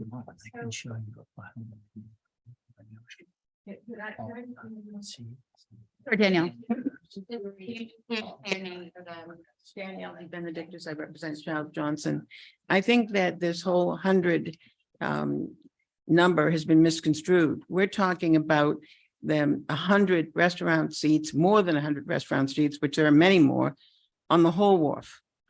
That's the number we're saying is exceeded, not in this particular restaurant. No, We're saying I think that's clear. Okay, I I just get think that. it's whether we, View it as the whole wharf. yeah. Well, Right. I'm also trying to understand under what circumstances was the permit issued, Yeah. whether or not it was issued with the right information. you know. As a dwelling or as a restaurant with seats in. How many seats, because if that information isn't there, it's hard. And it was also issued as a renovation that was gonna cost $7,900 of a retail store. The building permit was issued as that, and the order of conditions of the Comcom was based on a 7,900 square foot, So that's- $7,900 of renovations. In other words, there's only one order of conditions on file with the Concom. And then- that is an order of conditions that relates to a permit that was issued on the $7,900 renovation that turned into $1,300,000 construction of a different use. The permit itself, the original permits, Oh. all said $7,900 was going to be spent on a retail store. Not the January permit. That's No, what's- no, I'm talking about the ones before. Wasn't that for the, The January permit, by the way, they never went back to the Concom and got an amended order of condition on the January permit. but wasn't that, wasn't that because there was an issue with the foundation and then they needed to replace it instead of just repair it? And then There they was said, much more work done than the foundation. They allege that, and that's our position with the Concom. They made a whole new building without going back for an amended order of condition. I just sat through a whole Concom hearing where people were forced to go back for amended order of conditions on things that were so much more minor than this.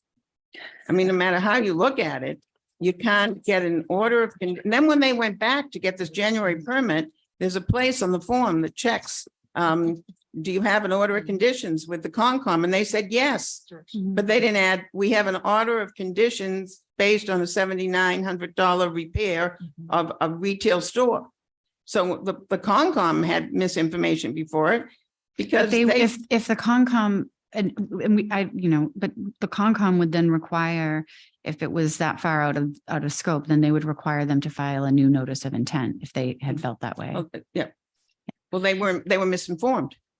The Concom was based, the Concom could only deal with what was before them. Right. What was before them was an application that, for an order of conditions that was based on a building permit that they attached to it, that said there was going to be a $7,900 repair of a retail store. Mhm. And they didn't find I out know. at the Concom until after that January hearing, when we brought it to their attention. Mhm. They didn't find out that there had actually been a new building permit issued in January of 2023. And they never went back. When the new building permit was issued, they should have gone back to the Concom and said, we've now done $1,275,000 and we're now changing the use from a retail store, a fish market, by the way, which my clients don't oppose, to a restaurant with an entertainment license and a liquor license. So we can't just, we're not going to get into the Concom. I wanted, so let's, I'm just saying that the I- sequence of events right. is that everything was based on information that was not complete and was misleading. You know, the first permit was based, the one that the building department accepted, it was based on a $7,900 repair of a retail fish market, which I'm sure would seem very reasonable to the building department. And then they went and did $1,275,000 of repairs and said, by the way, now we're going to make it into a 62-seat restaurant. And then on the form in which they went back to the building department and said, you know, let us do this ex post facto, right? They said, one of the things said, did you have an order of conditions from the Concom? And they said, yes. But that order of conditions was for the $7,900 repair of a retail fish market, not for the $1,275,000 construction of a restaurant, which they were in January were then asking the building department to approve. So when the building department approved it in January, they were under the impression that they had an order of conditions for the $1,275,000, which they didn't. Okay. Rick, do you want to respond to that? And then we can move on. But actually- and I know Lisa has a question for you as well. So Well, I would, before you respond, you had that pretty book that had all the permits in it. Can we see that? I can send it to you guys. I mean, it's the only copy I have. No, can we look at it here? I Right can now, give it yeah. back to you because I just want to, because I got these emailed. I want to see if I have all the right drawings with the Yeah, right okay. permits. Sure. Thank you. Let me go.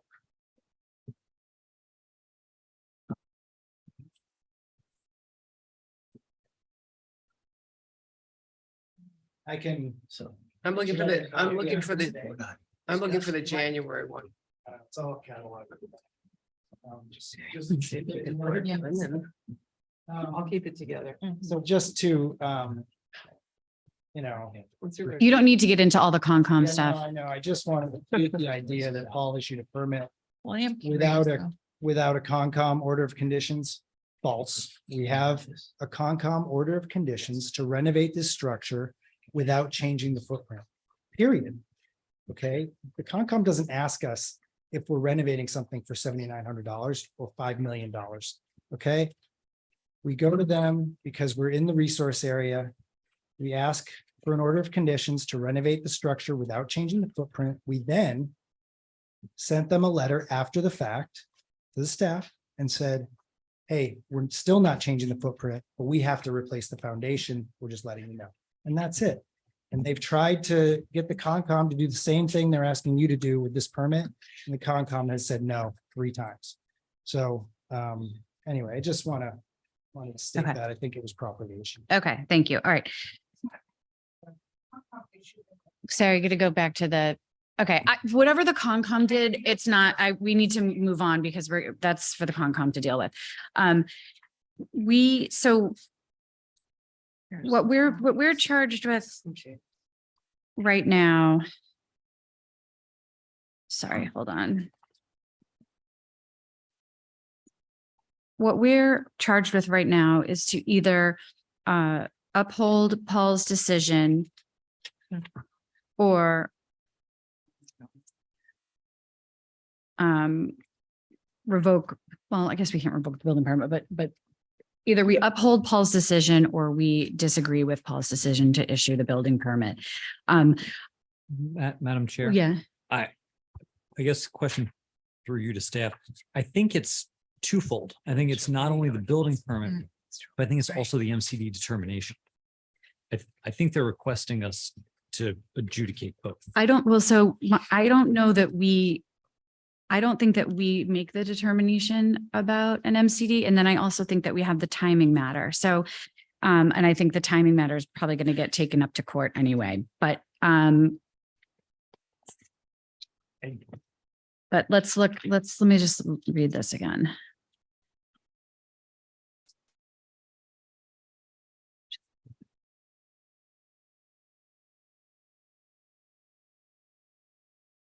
There's These are all, tiny. these are all structural drawings, right? It was major Yeah. construction taking place.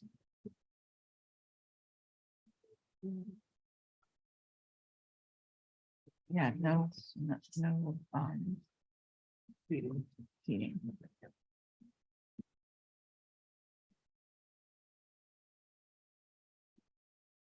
Okay, here it is. Sorry. So the appellant is requesting that we reverse the determination of the building commissioner, revoke the building permit, and order that the project apply for and obtain an MCD special permit. So that's what we're being asked to do. So if you uphold the decision, you said that they don't need the MCD, don't you? I don't think so. Right. I think it's two. I think it's both the building permit and the determination of the MCD. Right there, but I think if we uphold the building commissioner's decision, we are in effect saying we agree with the issuance of the building permit, and we do not believe that this triggers the MCD by upholding his decision, because that's the determination that he made. I think that's how I read it, that it's included in that. I think I'd go with John. If I were you. He's an What? attorney. I am too. Oh, you are too? Mhm. Oh, okay. Oh, it's just like the two of them arguing. Yeah. Susan, the reason why is that Paul's letter to Sarah on March 31st says, I'm in receipt of your zoning enforcement request dated March 21st.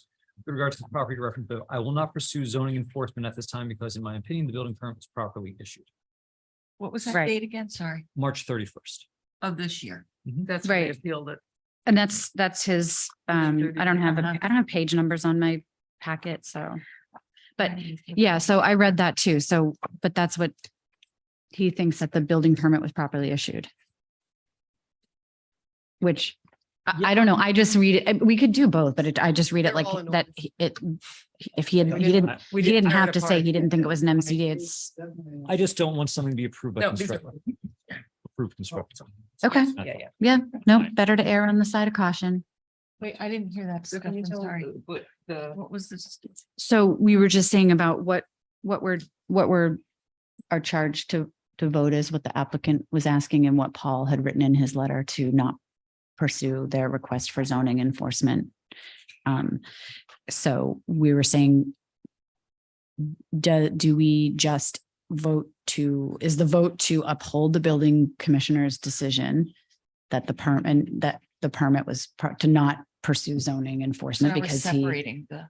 because he pursued, the permit was properly issued? Or do we want to go a step further and say, have the motion be to uphold, because we always want to do it in the positive, right? So to Yeah, uphold the building commissioner's decision to issue the permit and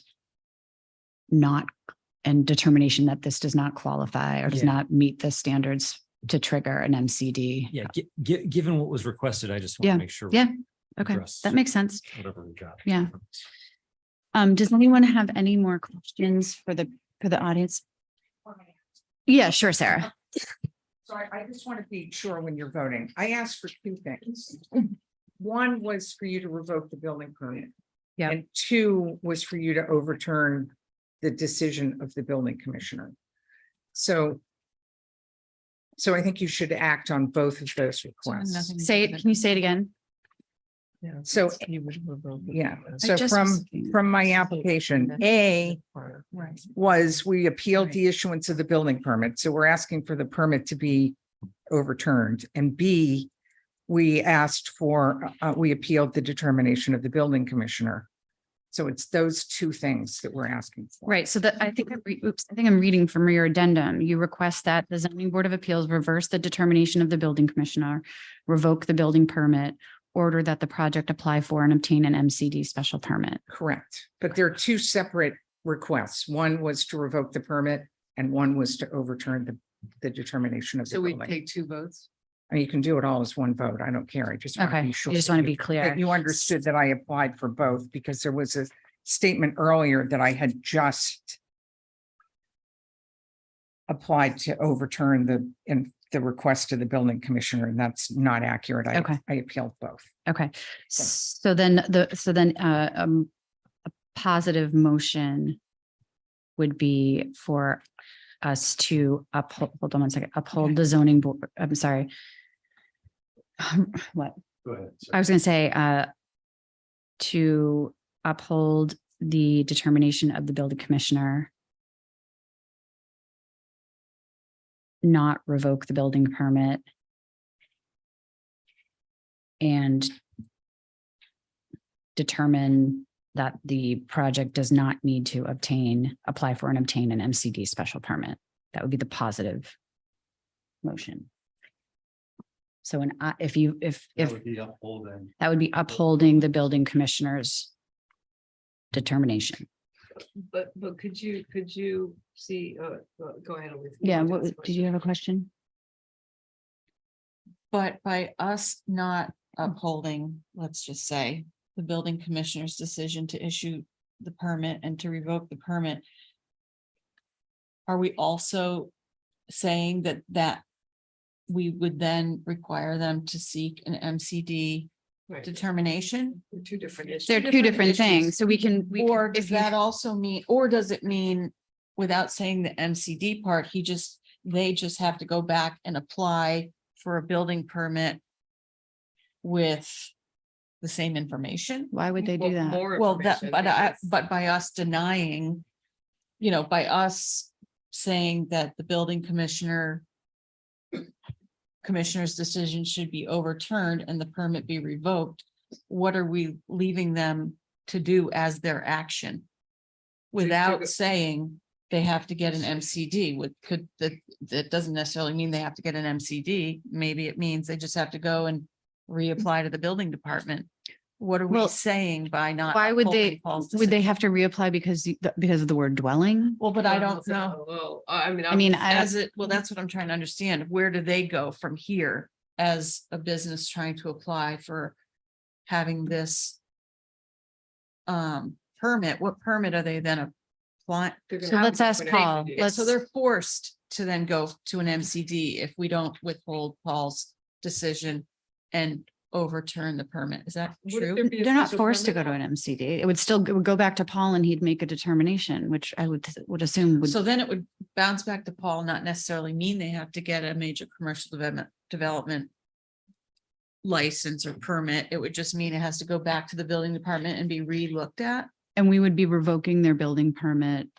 That's what I'm trying to understand what it would then trigger. I think we would only, I think you would only revoke the building permit, vote, I think. That means That you would it's- only vote to revoke the building permit as issued if you As issued. also believed that it should be an MCD. And then they would have to go back and obtain and apply for the So there's MCD. no option of a special permit from the planning board Right, As an without in-between. getting an MCD. without having to go. for That, an that's what MCD. I'm trying to I understand. don't, I don't know that's an option. I think this is is. Or would they as just It's not under our discussion. No, but today, it's, but if we it's, were to it's appeal it's a this, use allowed by right in the CDT. So. Even if it's more, because. Only- our law is not. Right, written because I'm if it not- was over 100, then it would meet those Yeah. other requirements. So Okay. would someone like to make a motion? Oh, sorry. Thank you, John. I forgot about the Zoom. Is there anyone on Zoom who had anything to say? My apologies. No. Okay. Thank you for that reminder. I usually have a little post-it that says something, but I didn't. Okay, so if there's no more questions and there's no one in the public, I'd like to entertain a motion if anyone wants to. I have one more question Sure. / comment so that my vote is accurate Okay. because I'm unclear and I want to know the repercussions of my vote. And I'm tipping my hand right now, but I don't want to put a valid restaurant out of business and that's it and it's over and they can never do it. I want to give them the chance to do it the way we might think that they're not doing it correctly now to correct whatever we might think that they're doing wrong. Do you know what I mean? Yeah, so Paul, could you address that? If we voted today and did not uphold your decision and said we are revoking this permit and we think it's an MCD, what happens to NIR? To the permit holder? Mhm, thank you. So What are I would, next steps for them? yeah, so I would revoke the building permit. On an appeal, the board has all the powers of the building commissioner, so whatever you direct me to do, I'd have to do. Or And then I what is would- that? I would do it. And then they come back to you with a new application. Yeah, I suppose. I'm not sure what their next That's move what would I'd be, like but to know. They would have to go Through the- theoretically, or either they would just go back to him with a new application again, saying that they don't need an MCD, or else they would go through the MCD process. they could. Right, that's, I mean, it's hard because the application is so poorly executed. It's hard to agree with it. Agree It's with it. Okay. that it was done properly. It's really hard for me to agree that it was done properly. Mhm. I'm not necessarily saying it needs to be an MCD or not. I just don't think the application had feel the enough same way. information on it. I think though, that's when we rely on our building commissioner who makes those decisions. And if Paul felt that it needed more information, then I think he would have required or reached out to get that information. And for me, the fact that our building commissioner is comfortable with it, in that area, I'm okay with that. Tough one. Did you have anything else to add, Rick?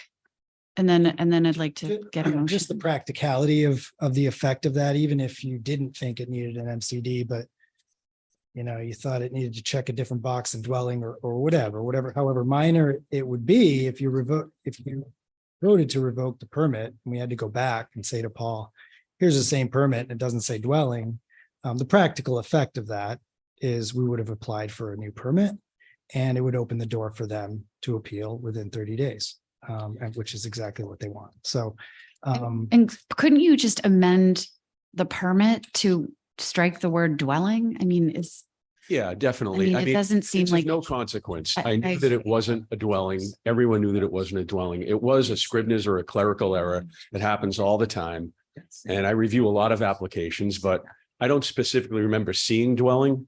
But if I did, I would have just crossed it out and put structure or something like that, or called the applicant back. But Mhm. it's of no significance whatsoever. I issued the permit and I knew it was a fish market and Mhm. and a restaurant. There was Mhm. no, no confusion there at all. Okay, thank you. So, John, why don't you take a spin on the I motion? was actually going to say, Madam Chair, my sense is with this, again, without tipping hands, I don't think we're going to get a unanimous vote.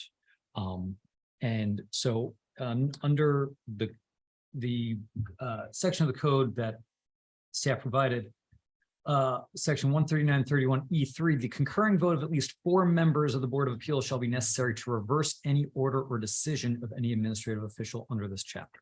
Mhm. So with that in mind, I know we always make motions in the affirmative. Mhm. So should the motion be to, I assume it should be to uphold the building commissioner, or is it both the issuance about the issuance of the building permit and the issuance of the, or the determination that a major commercial development is not necessary? Mhm. Okay. All right, sure. I'll make a motion that we are upholding the issuance of the building permit and that we are upholding the determination of the building commissioner that a major commercial development is not necessary. Okay. Would someone second that? And Michael seconds. Okay, I'm just going to do a roll call vote. So a positive vote is to uphold the building commissioner's decision. A negative vote is to overturn the building commissioner's decision. So myself, I, Michael, John, Aye. Lisa, I'm gonna say aye. I mean, I don't like how the permits were issued, but We call that a reluctant. it's a Yeah. very reluctant aye. and Elisa. Our pressure.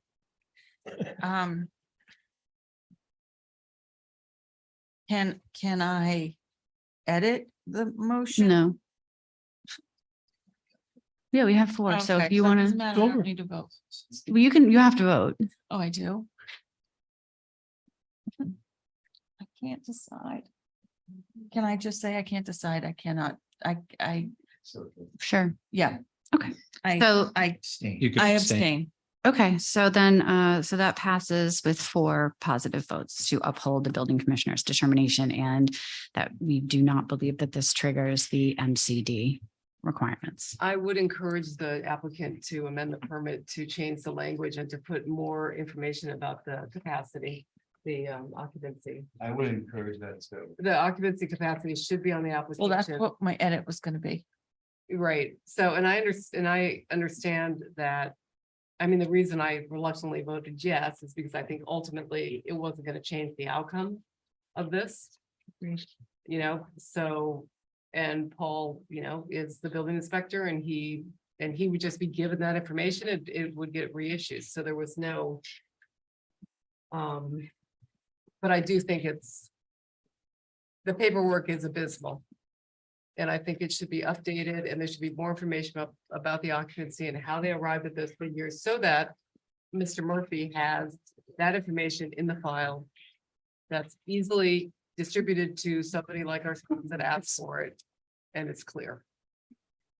And it was new construction because Okay. the whole roof was up. Okay. I think we need to stop. I just want to say that's fair enough. We're happy to submit additional information to Paul. If there's no risk to an appeal and amending the permit, we can do that too, but I don't know if that'll happen, but we're certainly gonna give them all the information. he wants. Okay. Yeah. All right. Thank you, everybody. Okay, so we're going to move on now. We can take a short break, like 4 minutes or something. Do you want to keep this stuff? Sorry. So this was for. Oh, that was the other one. I'm sorry. I think. I'm sorry. I thought it was with this. Okay. So this one, it has-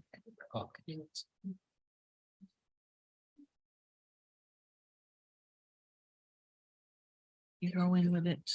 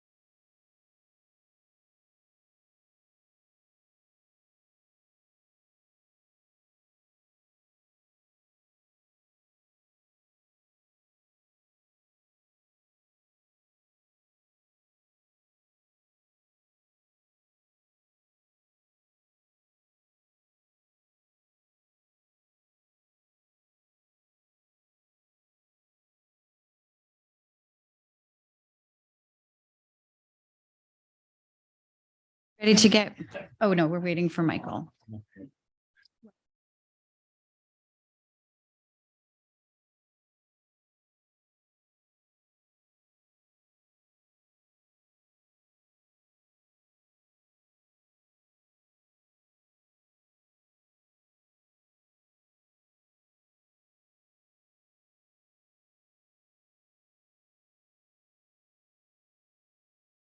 It's just my, one guy's opinion.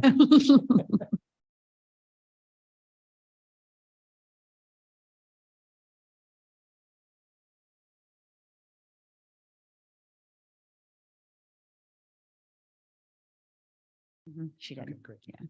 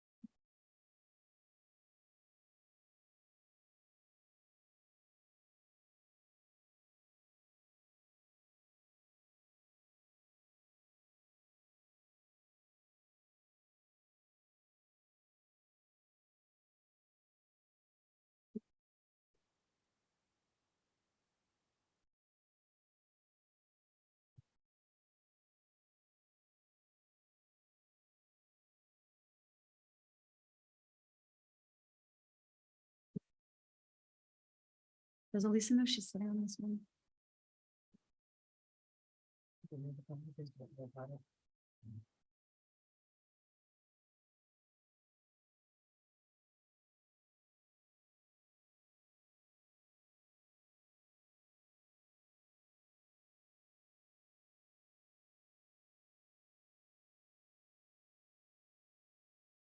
Okay.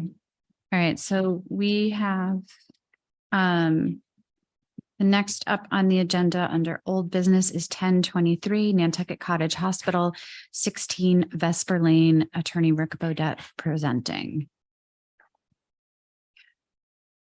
You have the floor. Thank you, Madam Chair. I don't even know how I shift gears after that one, but Rick Bodett for Nantucket Cottage Hospital. I'm here with Tim Sullivan, I think is on Zoom, as well as John Tuig. Brian Sullivan was at the last hearing as the chairman of the trust, but he's in here today. Just to refresh everyone's recollection, and I'll try to keep it brief. The property we're talking about is 16 Vesper Lane. It's behind the Coast Guard housing on Vesper, just to give you an idea.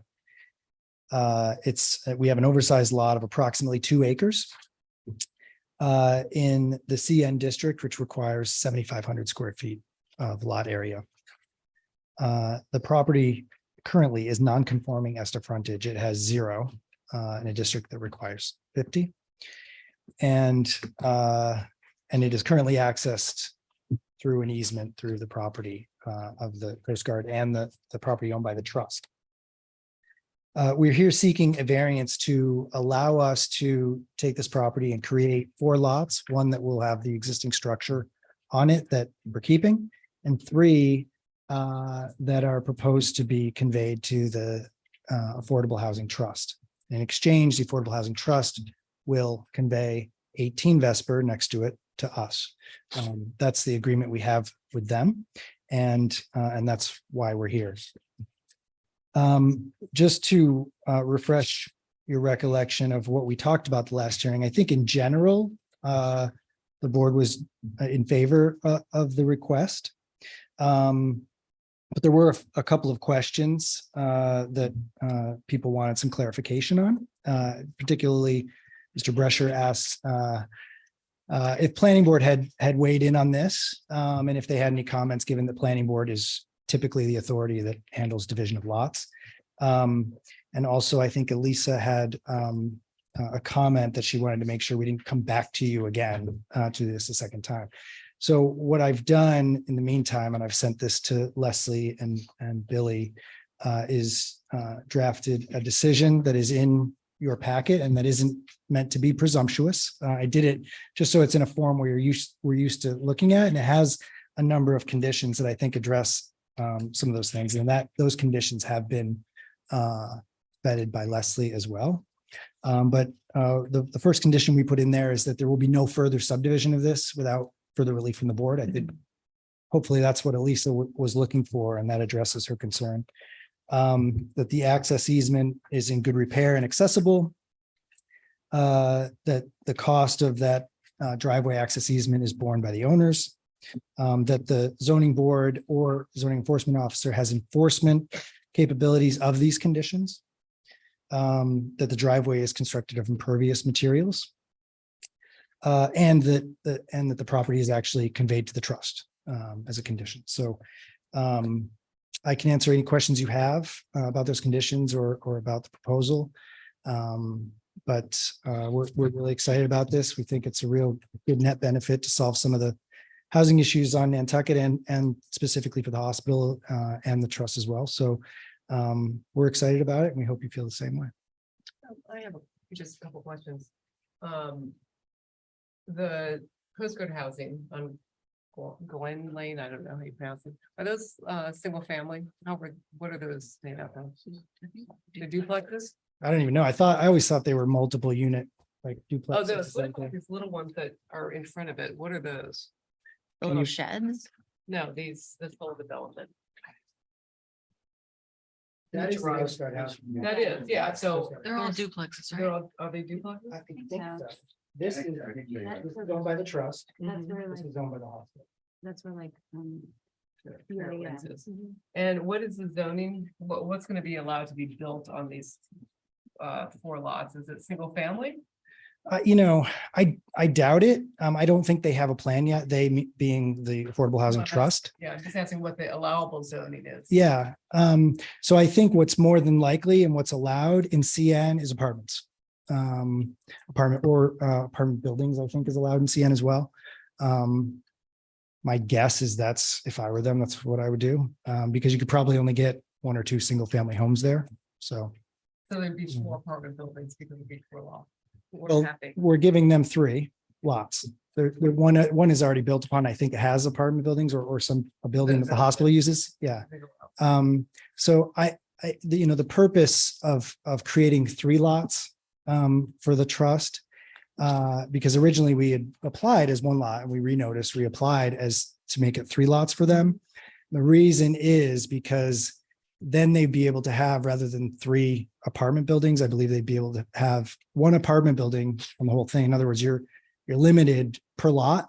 So if they have 3, then they can either do 3 apartment buildings, smaller apartment buildings, or they can get 1 bigger one and take credit for the 3 lots. That's my understanding of why they wanted And the 3. apartment buildings can have how many dwellings?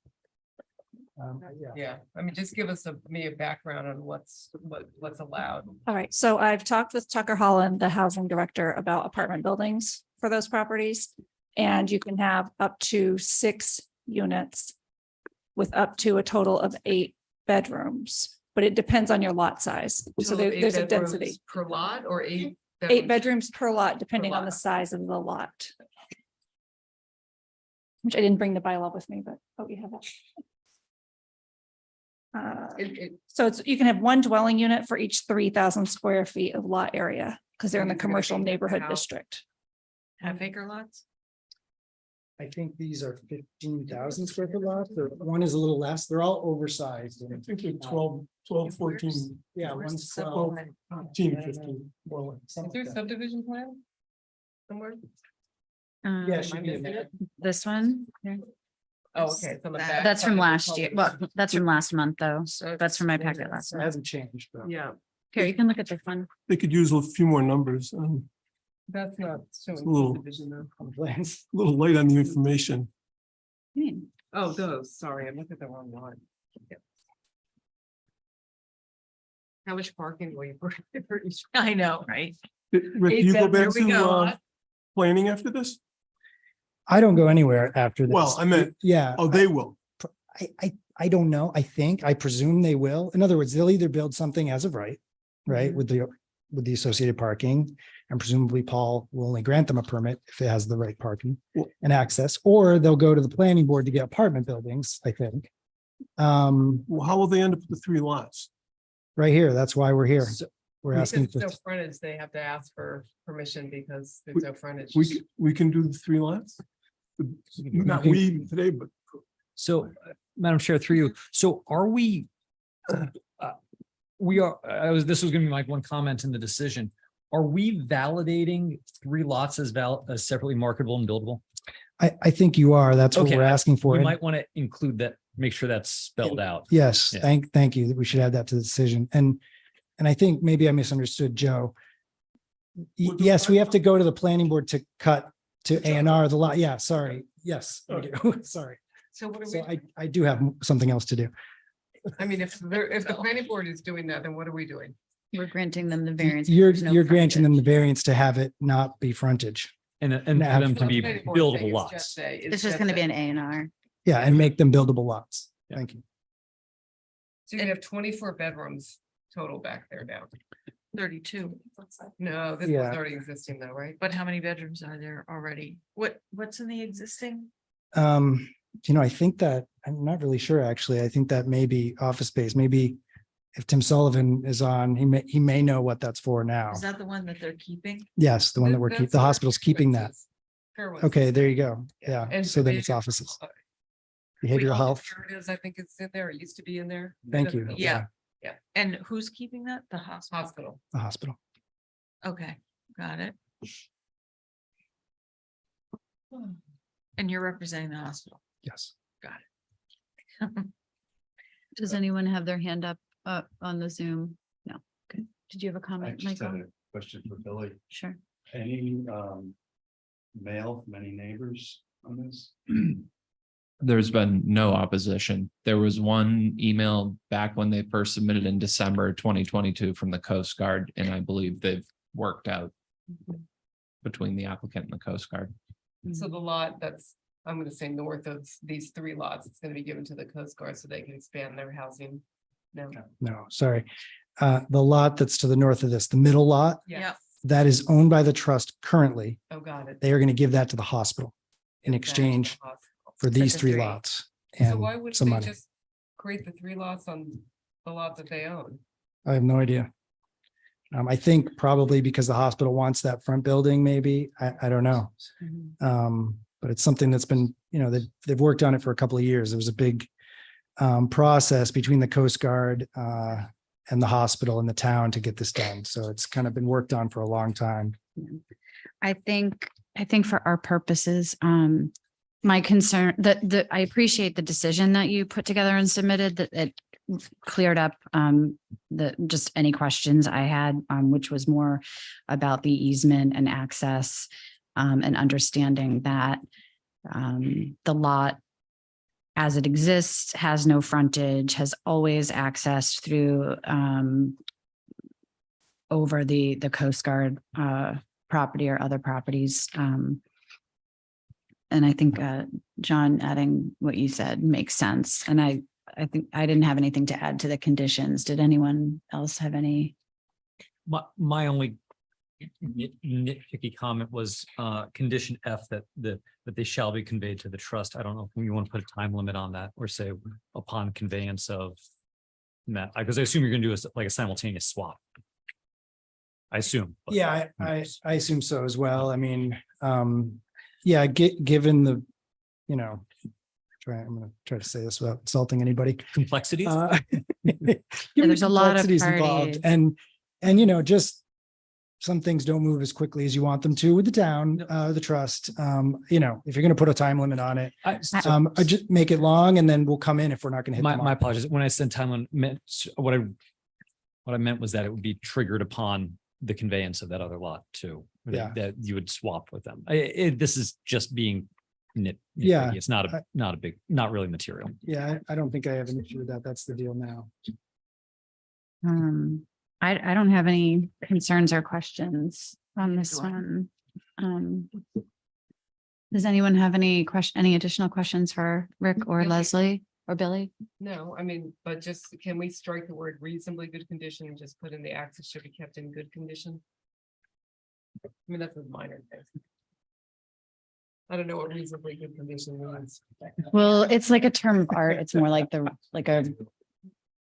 like a reasonableness standard. I don't know. Yeah, either way, somebody's gonna interpret what good condition is either way. So we can add that on this.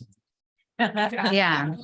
You know, Hang on a second, maybe not excellent. condition. I mean, I don't love the density, but I'm not gonna.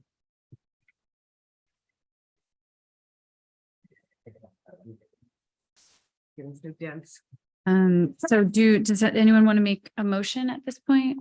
Sure. Okay. I'll make a motion to approve the relief as requested to validate the three lots as separately marketable and buildable as shown on the plan providers.